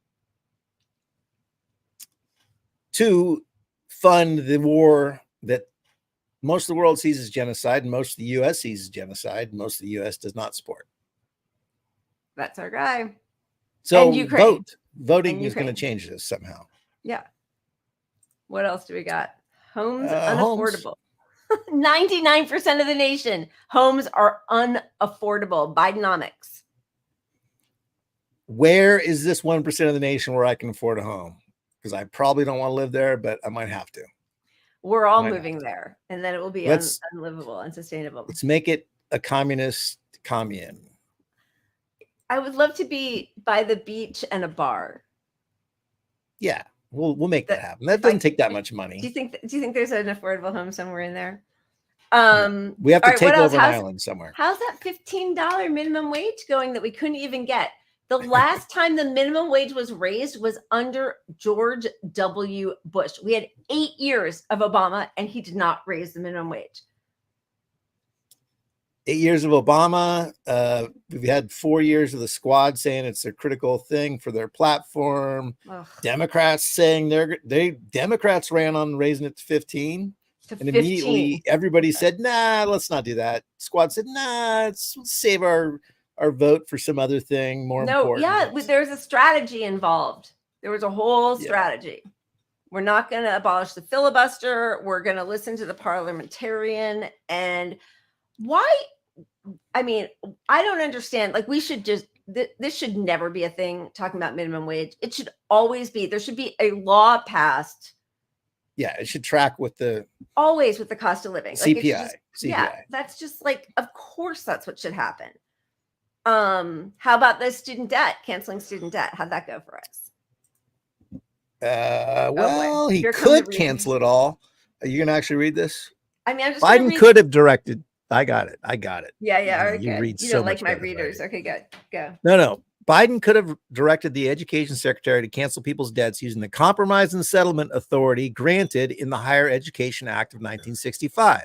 But instead, his administration invoked a different and more limited legal authority. It was this limited authority that the Texas judge formally took issue with. We were screaming from the jump that he was choosing the least viable legal option. You can go back to thousands of people online tweeting about it, saying this is going to fail, this is a mistake, and still shocked that he did it, but it was born to fail. It was a campaign pledge, and that this was their way out of it. Because they tied it to, it was tied to COVID. So as soon as that ends, that emergency ends, so does the need to stop or to restart the payments. Right. And everything, of course, was means tested. There's like a whole sheet on how it was like, if you make less than this amount and you took out more than this amount, but also you took out this grant, and like those were all the, and then a lot of people like who had started out in a category that was going to get their debt stricken, they were then just shoved off arbitrarily. I do think it's interesting because I hear a lot of liberals and of course conservatives talk about how like, well, I paid back my student debt, I saved, right? The difference in the way people think about rich people who are bailed out and poor people who are bailed out is pretty substantial. 72% of the $800 billion of the PPP went to the richest. Which were meant for small businesses. Right. So almost 3/4 of $800 billion went to the richest 20%, and just 1 out of every 4 went to workers. And most of the $300 billion student debt relief, which is just a fraction of what there is in student debt right now, went to the poorest people. So the fact that, Tom Brady and Jared Kushner had their PPP loans forgiven. Nobody cares. Too big to fail. What are you going to do? You got to spend money to make money, job creators, all those stupid things. But if you are trying to get an education to better your life, you need to pay a tax, a poor person tax on that education because you took out a loan. Ridiculous. And there's obviously a generational divide too. Like people that are older than, the people incurring debt now, it was easier to pay off your student loan debt because your whole income didn't go towards your fucking rent, for one. Yeah. You didn't have a predatory interest rate. The interest rates are astronomically bad now. The whole system is designed to keep you paying interest only so that you pay the banks forever. College didn't cost $250,000, right? Which is grad school. Grad schools are $250K these days for some. And there were more jobs waiting for you when you got out, right? So like, if you're told, hey, you're never going to have a step up in life, you're never going to have a house, you're never going to reach the middle class unless you get higher education. Now we're going to price it out of your range. So we are forcing you, but it's what's going to make your life better, to take out loans to get there. Now we don't actually have jobs for you. And we sold your loan to somebody else. So now your loan's even more than what you had signed up for initially, because the fine print said we could sell it off and then you'd be beholden to the new. Right. And on top of that, if you're doing the right thing and paying your loans off, I mean, the right thing they want you to do, and you're trying to responsibly pay your loans off, you probably consolidated those loans at some point, which now takes you away from the programs, because now you're on a private loan where you were on a government loan. Yeah. So you did the right thing. You're like, I'm going to get a low interest rate. It's the smart. I'm very good at my maths. So I did this. And, big mistake, because now you can't qualify for the programs. Which aren't existing anyway now. They don't exist. They're all, there's no programs for it. Anytime it's not a universal policy, it is built to fail. Every single means tested proposal, which is why, like, I loathed that snake Elizabeth Warren with all of her plans. But man, I mean, she's a million times better than Kamala. Yeah. The one thing I will say is good this election cycle is I haven't heard from her shit at all. And I love that. Like, Elizabeth Warren is one of the worst fucking sellouts. Unfortunately, we got AOC and Bernie out there speaking at the convention. Can't even. I know we're going to get to that too. All right, let's go through the wow and because then we need to shove him off on that ice floe with his ice cream and never hear from him again. Community college? No, we don't want to do that. That was part of his platform, wasn't it? Was that the Jill, Dr. Jill? It was a platform. It was a debate. It was a platform. Oh my God. Roe v. Wade.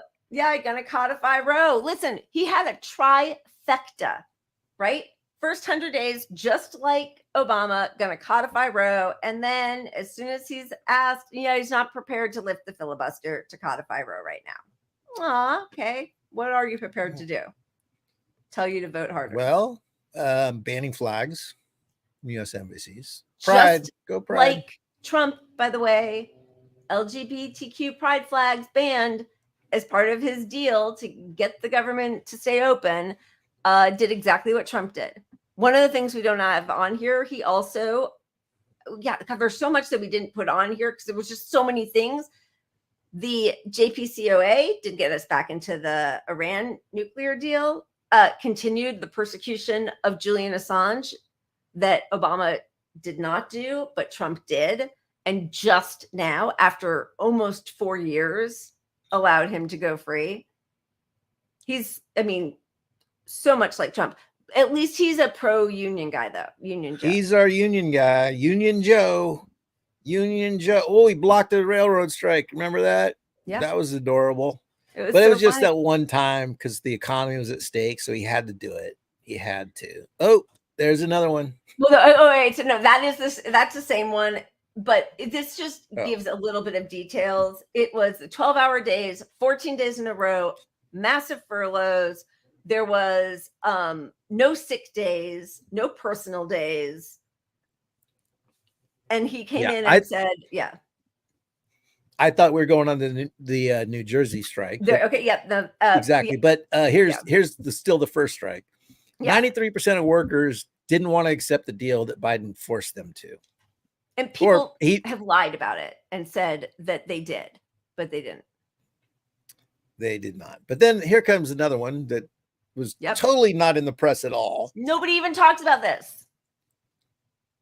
This was in New Jersey last month, 3 weeks ago. He stepped in again and prevented another strike. The other thing that he also did, just as a reminder, is there was going to be a dock strike on the West Coast, and he stepped in to stop that also. Three strikes. Come on. Like, how does he get, because he picketed once? He gets credit for all this stuff because the media wants to focus on Trump to stop Trump. And Trump's awful. He's disgusting. But do we have to lie about Biden to make Trump less disgust or more disgust? I don't know. But you have to lie about Biden to get people to vote Democrat is the thing, which tells you all you need to know about the Democratic Party right now. You have to lie about them or your own voters won't vote for you. Your own people who support you in theory will go, oh, you're lying about all that. Everything you said you ran on was a lie. All right, what else do we got? How's this going? Oh yeah, the social agenda. So that was the Build Back Better. And I mean, again, just as a reminder, this was sort of like the Green New Deal thing, right? This was the $16 trillion Green New Deal that I think, what did he start saying it was going to be? I know, sorry, here come my readers. But whatever Biden said, which he wouldn't have even talked about a Green New Deal if he hadn't had to be part of a primary where Bernie was talking about it all the time. But Manchin said he would not go above 4 trillion. And Biden was like, I see your 4 trillion and I lower you 2 trillion. And by the time Biden was done negotiating himself down to $550 billion, he stripped everything out that was part of a social safety net. So paid medical leave, childcare, Medicaid, ACA, the Obamacare subsidies, all of that stripped out. And basically it's become, we'll make more electric cars. Well, now the things that they didn't even try to do, they have the nerve to have Kamala out there running on them. But half of them have also switched. She's also running on tougher on immigration. She's the top cop. She's tough on the border. She's not against fracking anymore. I mean, what's left? What's left anymore? Freedom of the Democratic Party. Freedom and joy. Freedom. How about that child tax credit? Which I love this. There's so many people out there who are doing such great work. Our friend of show, Stephen Semler, is always on it. So the child tax credit, which they lied and said reduced child poverty by 50% when it didn't really, because that 50% statistic was tied to their proposal, their promise, for a $15 minimum wage, which they didn't deliver on because they had to listen to the parliamentarians. So it didn't actually reduce child poverty that much, but it was still incredibly beneficial. He didn't request it, let it run out, and then waited until Democrats lost the House to say, hey, we got to get that child tax credit back. Just give me two more Democrats. Well, we lost abortion, but we'll get it back in 2024. How again? How are you doing this? We're not going to pack the courts. We're not going to abolish the filibuster. We're not going to do any of the sort of creative ways, right? Like the thing that Republicans do, which is so smart, is you do the thing, let people then fight you. Sue me. So sue me. Yeah, so sue me. And the giveaway, again, I know we all know that, but like if Democrats wanted to do anything, like for instance, bypass 26 environmental laws to help continue building Trump's wall, right? Like that, no problem. What we're not going to do is give people health care, have women have autonomy over their own bodies. Yeah. And the wall thing is really telling to me because it's not that they believe in Trump's wall. It's just that they want it to look as tough as Trump on the border. So they want to make sure this continues. Just like right now, look, it's just a racist issue. They want to seem just as bad on, basically, because the public has been fed this nonsense about the border being an issue. Right. And by the way, I mean, it is an issue. It's a humanitarian issue. Like it's a humanitarian issue. It certainly is. And there are root causes to that no one is ever going to address who is allowed to be in government. They just won't. Not our coups, not our color revolutions, not our destroying the global South and forcing, funneling money to gangs who make life in their home countries miserable. Our economic sanctions that are like 60% of them are on the poorest countries in the world, which are not poor countries. Actually, they have enormous resources, but they've been pillaged so much by us. Like they'll never address any of that. But when it comes to the border, that's it's like a Band-Aid problem. It is. And I mean, obviously climate change is pushing a lot of this, and we're responsible for the climate change more than anyone else in the world. Yep. And our military that we just keep giving more and more money to are the biggest toxic polluters in the world. Remember when Warren said she wanted a green military? Yeah, green military. Good stuff with that. But we're also, you know, Democrats are now selling more oil than the U.S. has never sold more oil than we are selling right now with the most climate friendly president ever. Like, you know, the Democrats always say as an excuse, like, well, you know, yeah, his policies aren't environmental enough for me, but he's the first one getting it done and he's doing what he can. The biggest climate package in the war in history. None of it's getting close to saving humanity. Like, you're not even saving humanity. That's the capitalism. It's like a slow death. It's like, it's the pragmatism. We don't even care about our world ending. No. Well, did you exploit all the workers and the environment for like every last drop of money? If you didn't do that, why are you even playing? Drill, baby, drill. More oil and gas permits than Trump. Excellent. Let's look at the oil production. This is what I was just talking about. More oil production. By the way, I'm sorry. Also, just like because Obama bragged about it also. Look at that. He was above George W. Bush. George W. Bush, who literally their family are oil barons.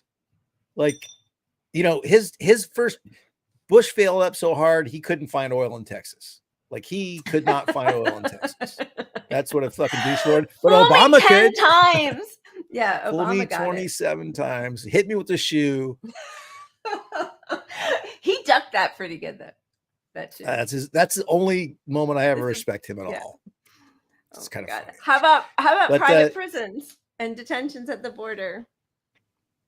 I mean, it is so repulsive, and you know, to think of AOC in her white outfit. First of all, I'm sorry, but who wears white in the middle of like a dirty, dusty place where you're going to like look at people who you have been hearing about how they're suffering? It is a very like show me kind of color. Yeah, it is. I'm sorry. Like, wear something a little more somber when you're going to go and pretend to cry against a chain link fence with kids in cages. But should we hear from AOC? Because that great working class hero. The good thing about progressives in the squad is that we are working our way into the party to push our issues. And when you're given a microphone, you stand up for the struggling protesters in Palestine. So let's hear from AOC at the DNC Convention. I'm tired of hearing about how a two-bit union buster thinks of himself as more of a patriot than the woman who fights every single day to lift working people out from under the boots of greed, trampling on our way of life. The truth is, Don, our way of life. You cannot love this country if you only fight for the wealthy and big business. To love this country is to fight for its people, all people, working people, everyday Americans like bartenders and factory workers and fast food cashiers who punch a clock and are on their feet all day in some of the toughest jobs out there. She is working tirelessly to secure a ceasefire in Gaza and bringing hostages home.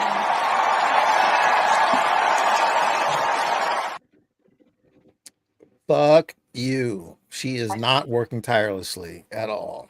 I mean, that is so gross. It is so gross that Ilhan Omar subtweeted her live. Here we go.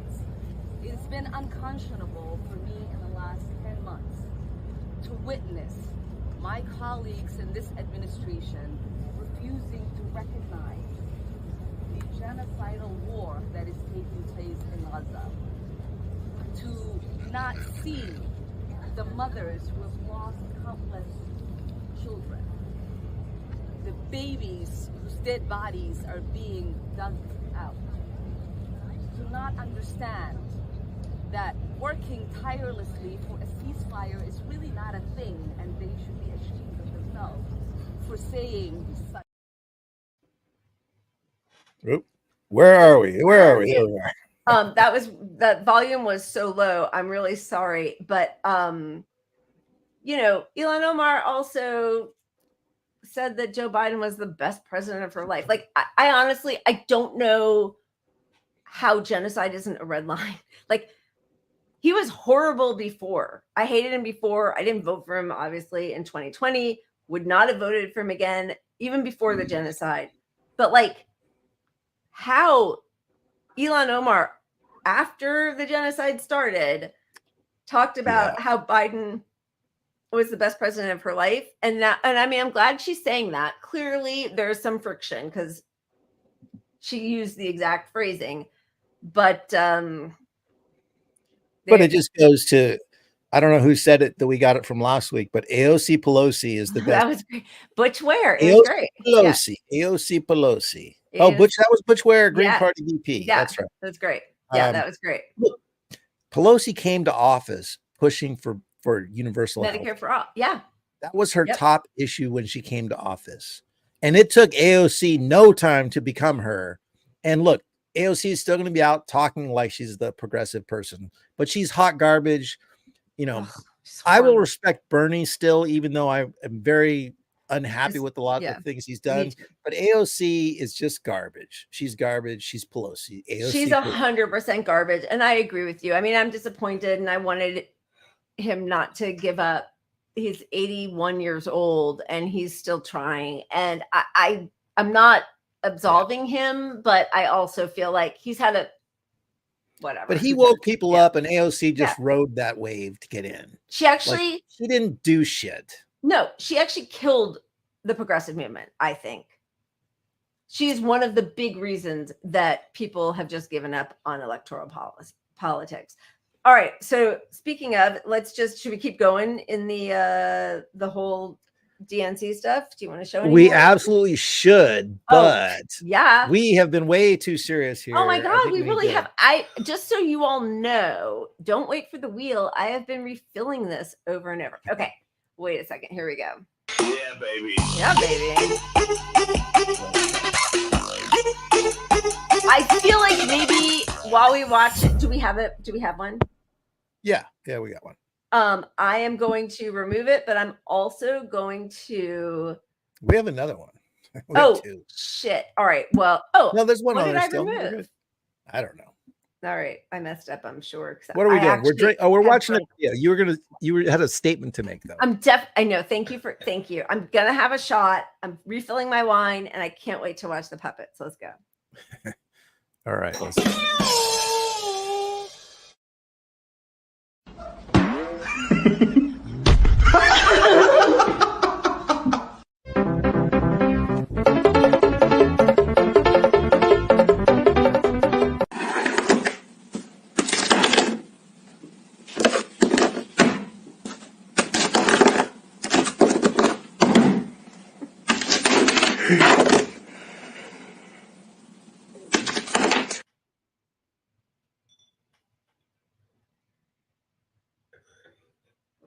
Oh my God.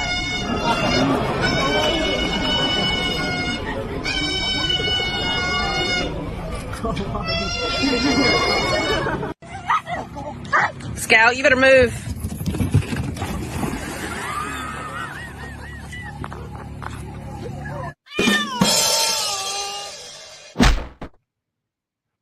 That's so cute. I don't know how to teach my dog Lucky to jump into the pool.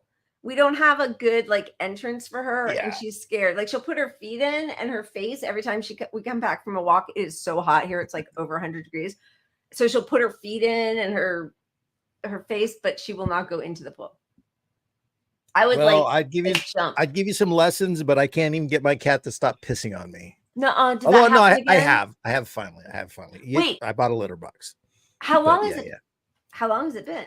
Oh no, she's been great. She only peed on me the day the tree fell over during the show. Remember the tree fell over?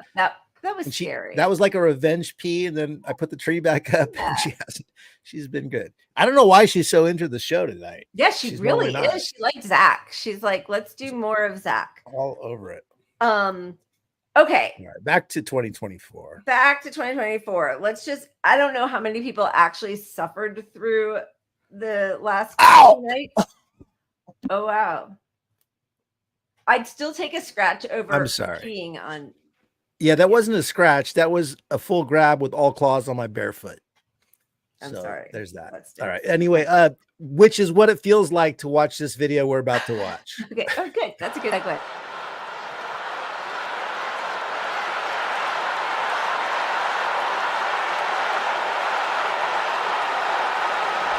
Lock them up. How the tides have turned. Really like it now.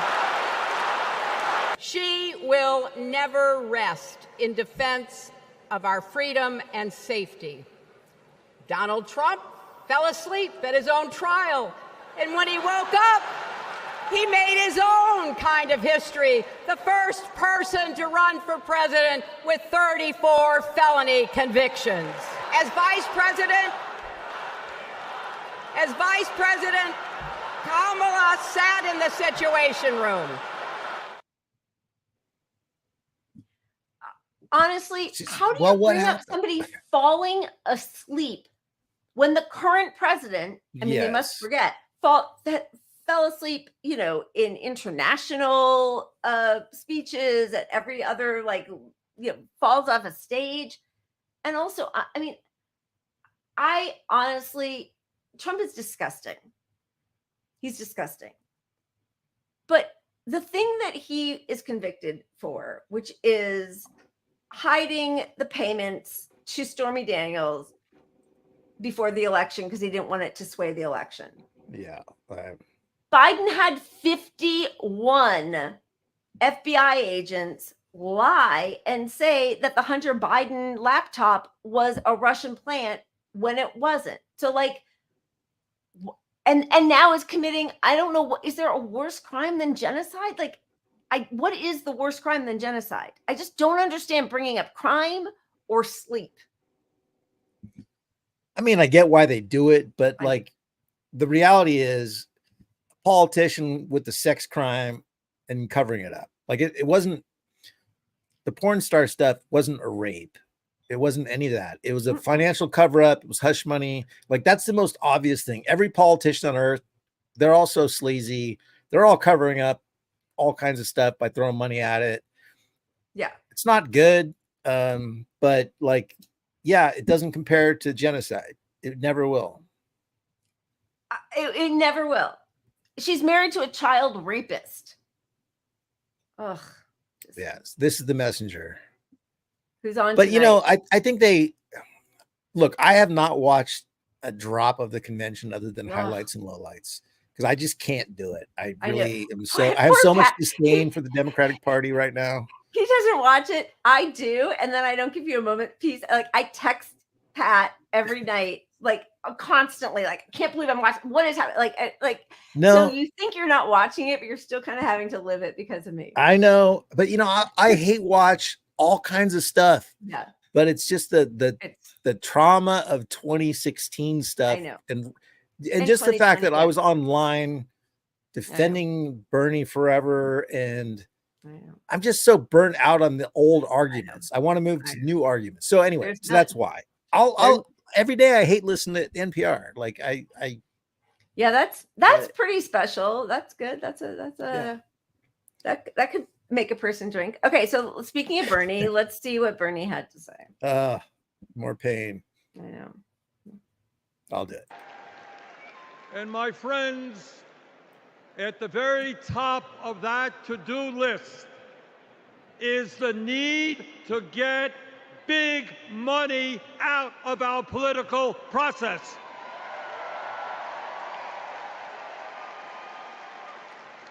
Billionaires in both parties should not be able to buy elections, including primary elections.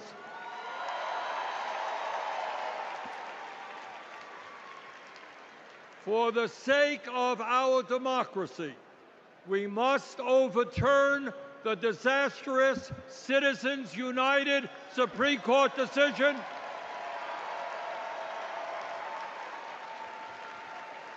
and move toward public funding of elections. Fraud. We must end this horrific war in Gaza.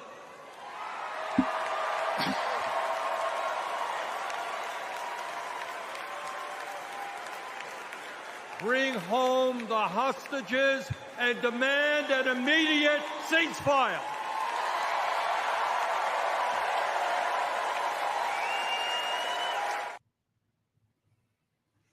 You know, he was trending today because the ceasefire line got a lot of applause. Of course, you know, the Biden administration and Kamala have completely changed the definition, as we were talking about before, of ceasefire.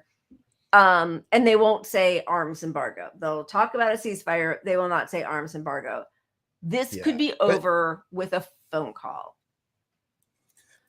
Look, all that talk and what's on the platform for the Democratic Party regarding October 7th. I mean, this isn't the clip I meant to show, but basically the platform says now that they are not going to be supporting radical groups that push things like BDS, which is boycott, divest, sanction. Like they're not going to unilaterally call for, they're not going to support Palestine is roughly what you could read through in that platform. I mean, whatever a person thinks of Hamas, they're not a terrorist organization. They're not considered that by the UN, by anybody. Like Palestinians have a right to self-defense. Israel doesn't have a right to self-defense against the people they are dominating and occupying. Palestinians do.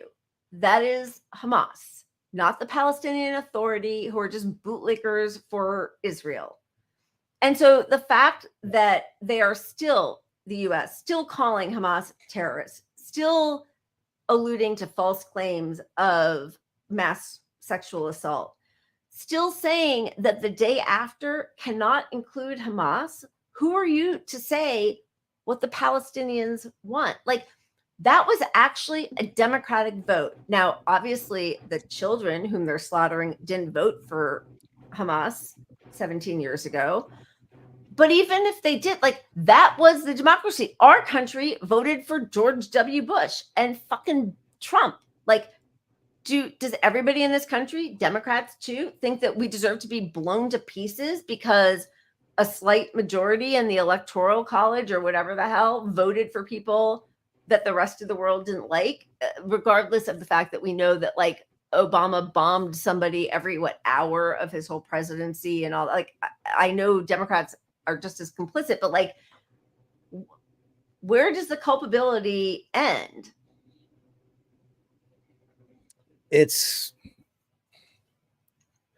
obvious to the world that we're in the wrong here, but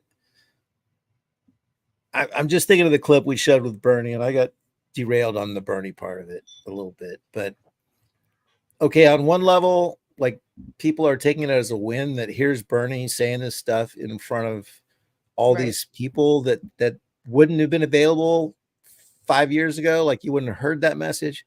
Right. But on the other hand, and this is the real problem we have, is that now it seems like that's part of Kamala's plan. And none of that is part of Kamala's plan. She's not going to end Citizens United. She's not pushing for a ceasefire. So she's working endlessly, day in, day out. AOC Pelosi just told us. Not. Yeah. But that's, she's never, and Citizens United is not part of her. You're totally right. Yeah. No, but this is the obvious thing, is that you got Bernie and AOC out here saying, this is the guy for all the platform I'm talking about. This is a girl. Kamala's going to do it. Go girl. Yes, queen. You know, and policy wise, she is not a drop different than Biden. And so to pretend she is really doing a disservice to the movement. And Bernie is doing a disservice to the left movement. Yeah.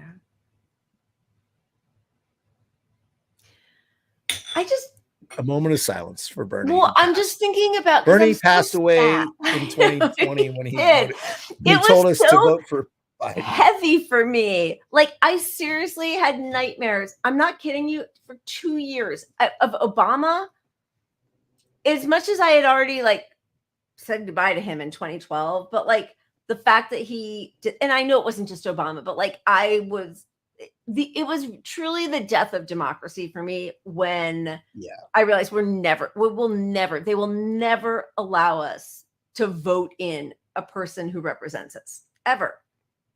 And that's a little they won't. Crushing. I mean, the best we can do is force some shit upon them, but we're not even doing that at all. Like, the left is not forcing anything. Like, I mean, we're gonna get to COVID, but peak COVID right now, and kids are in school, and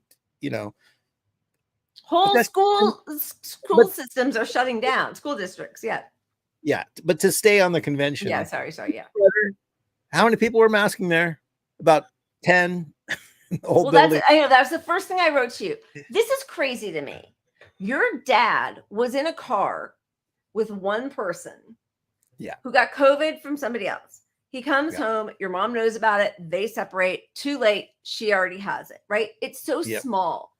This is tens of thousands of people in this convention center. What's going to happen? They just all don't care?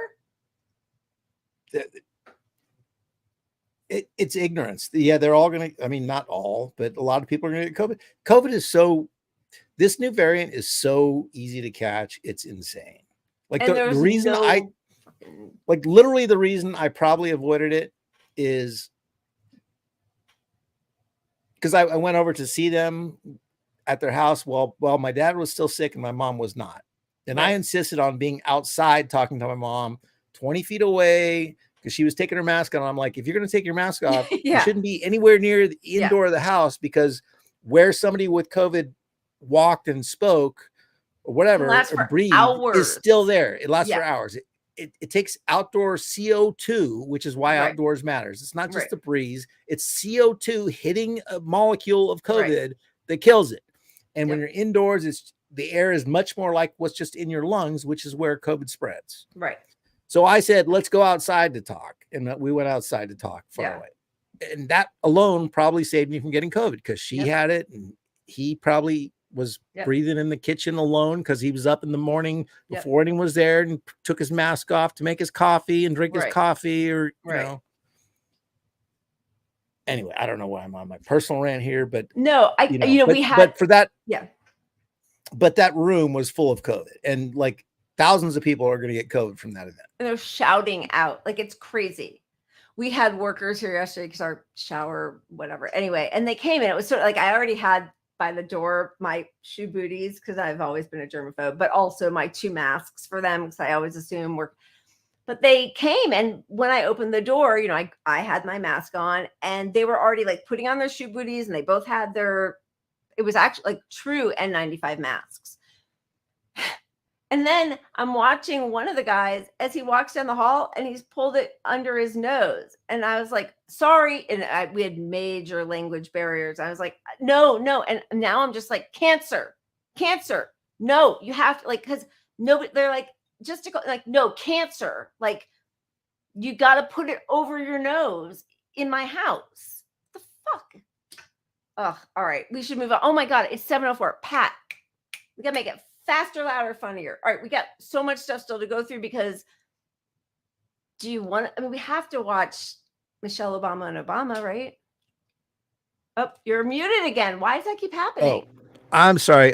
Roll Michelle. Look, anyone that has to go, cheers, appreciate you, but we're going to get to COVID in a minute. We're going to cover it. We have to cover a little COVID. We will, but also I do just want to remind, like we did talk about it for like 45 minutes on Sunday. So we're not, of course, like we will still always talk about COVID, but like, Okay, here's Michelle Obama. Very short clip, 30 seconds. For years, Donald Trump did everything in his power to try to make people fear us. See, his limited, narrow view of the world made him feel threatened by the existence of 2 hardworking, highly educated, successful people who happen to be Black. I want to know who's going to tell him that the job he's currently seeking might just be one of those black jobs. All right, I gotta say that's pretty good. I'm not gonna lie. No, she's pretty good. And, like, she's definitely the better Obama. And the criticisms are valid. I mean, Trump's a racist. I'm not going to knock that at all. Yeah. But also platform. Besides just the racism part. I know that's enough for some people. I get it. Freedom. But yeah. Yeah. Okay. And do Palestinians, are they not black enough or something? Nope. Palestinians not black enough? Why you got to pit us against? I'm joking. I'm just, I mean, they didn't even come up. Like nothing. Leave about the borderline racist jokes for me, Lila. I'm the one. I'll get canceled one day and you will go on with this show, but I have no ambition. I would never. Okay. It's never my bedtime. I know. I'm seeing some of you have to go to bed. Of course, Stephanie, go to bed. I totally get it. At 10 my time, I've taken my Advil PM, but thank you. This is a really long show. We're gonna whip through it all. Okay, here's Obama. Ugh. We can't just rely on the ideas of the past. We need to chart a new way forward to meet the challenges of today. And Kamala understands this.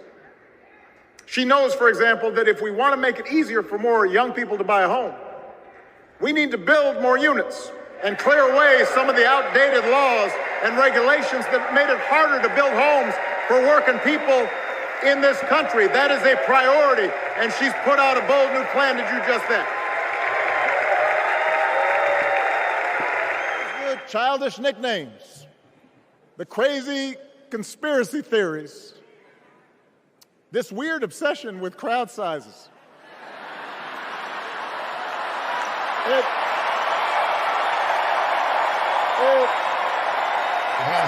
Dick joke.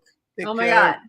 Not a bold new plan with the housing. Like it's the exact opposite of a bold new plan. That's the one.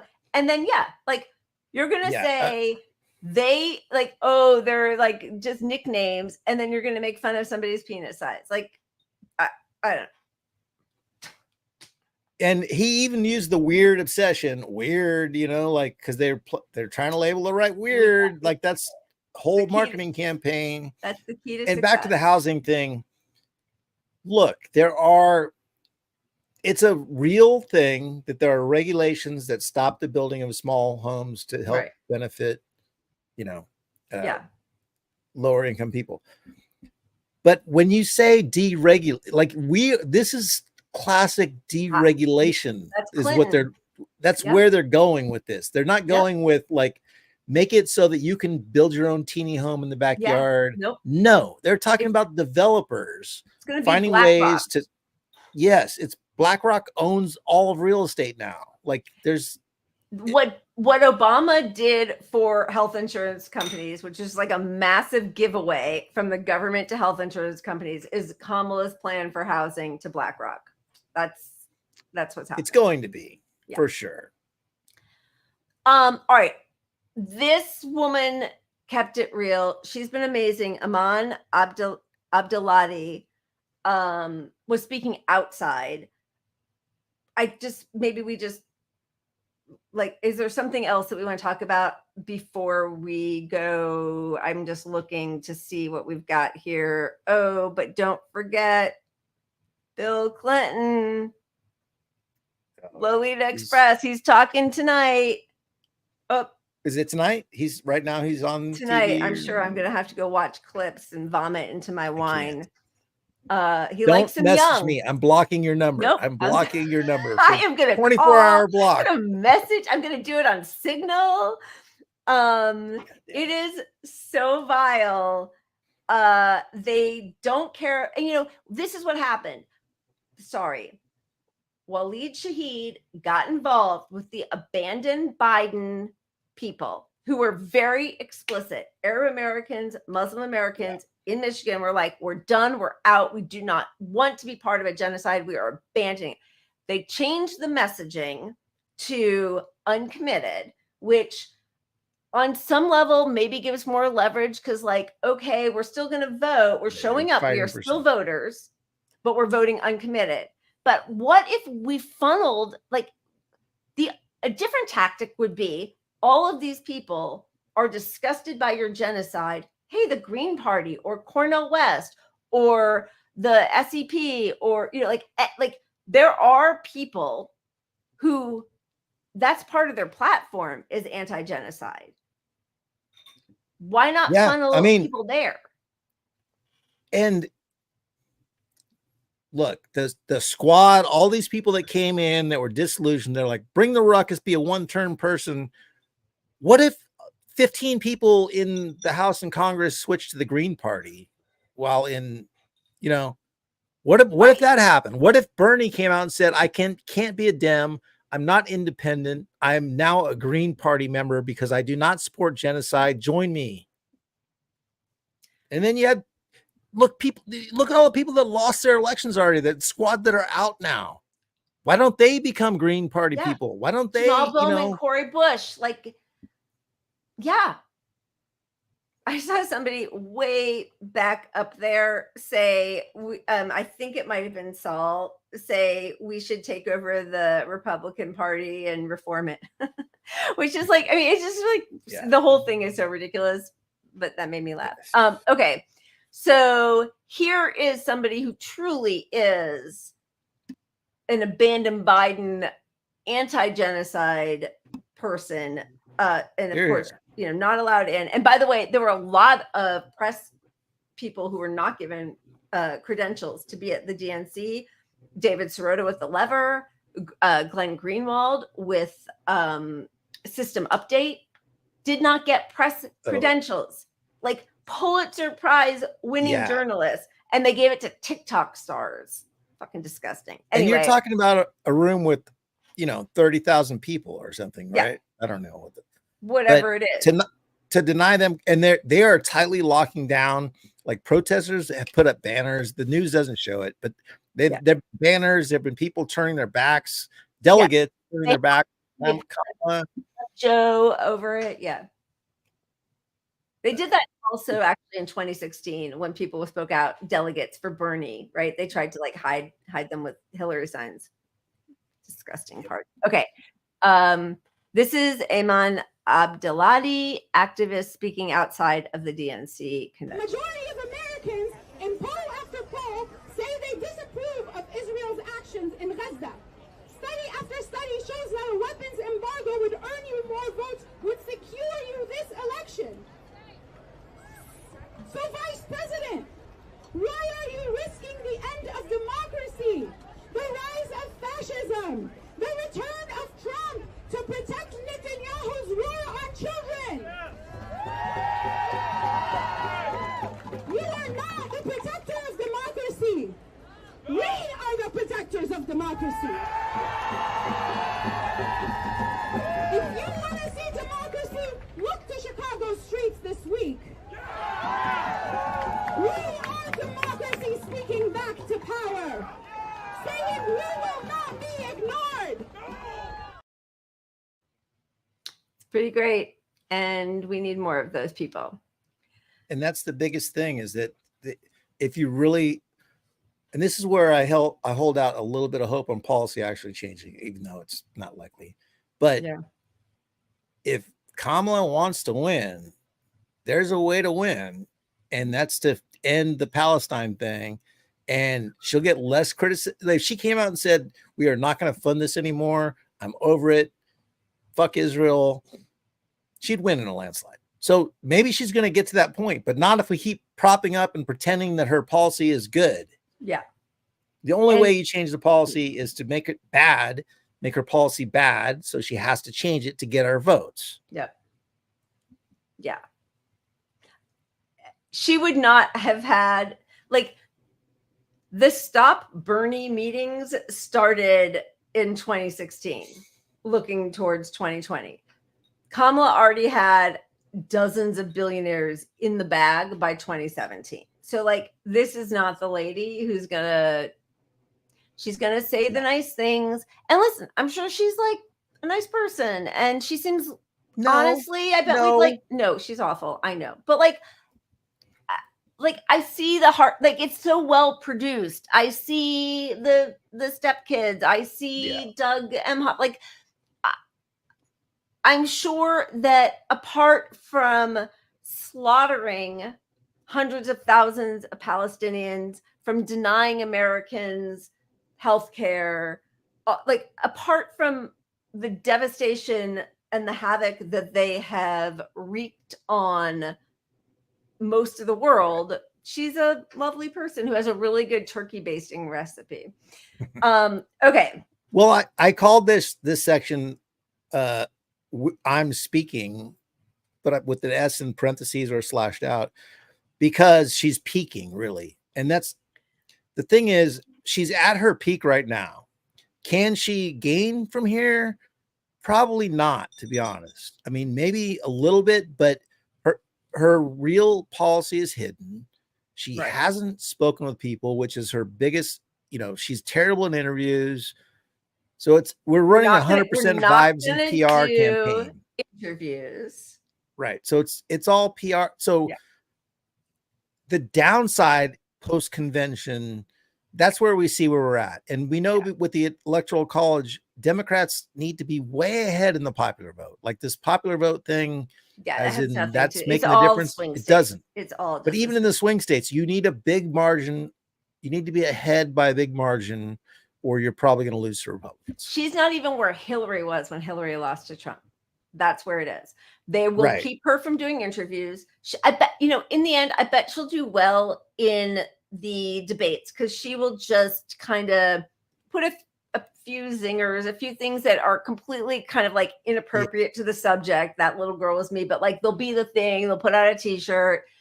She's pretty. She's younger than Trump. Trump's a mess. Like she feels normal, joy, blah, blah, whatever. I agree. If the press ever did their job. To me, if the first debate goes well for her, we're never going to see Kamala in public again. Like they're just going to sit her and they're going to lock her up and just say, don't talk to anyone. Don't talk to anyone. Yeah. And that's how it's going to be. Now, if she does badly, she'll be out in the public. She'll be pressured on Palestine. So I'm rooting for her to do badly. I am too. And I'm rooting for any member of corporate media to fucking show up and ask her a question. Like, what made you change? Why don't you support Medicare for all? Why do you want to continue the genocide of Palestinians? Because we all know, like, they should just stop. Like, anytime that anybody in this administration says we're working tirelessly, they should just be asked, like, just an arms embargo. Why don't you support that? Right? Like nothing. The reason I don't have much hope for her actually getting out there and taking interviews is the discourse now on MSNBC, CNN, whatever, is, well, is it good strategy that she doesn't talk to the media?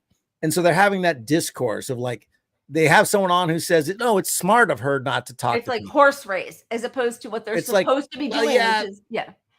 We're the media and we should be insisting her talk to us. But from her perspective and from Dems, you want to win. The smart thing is not talk to us. So, let's just go with that. So I understand why they won't talk to us.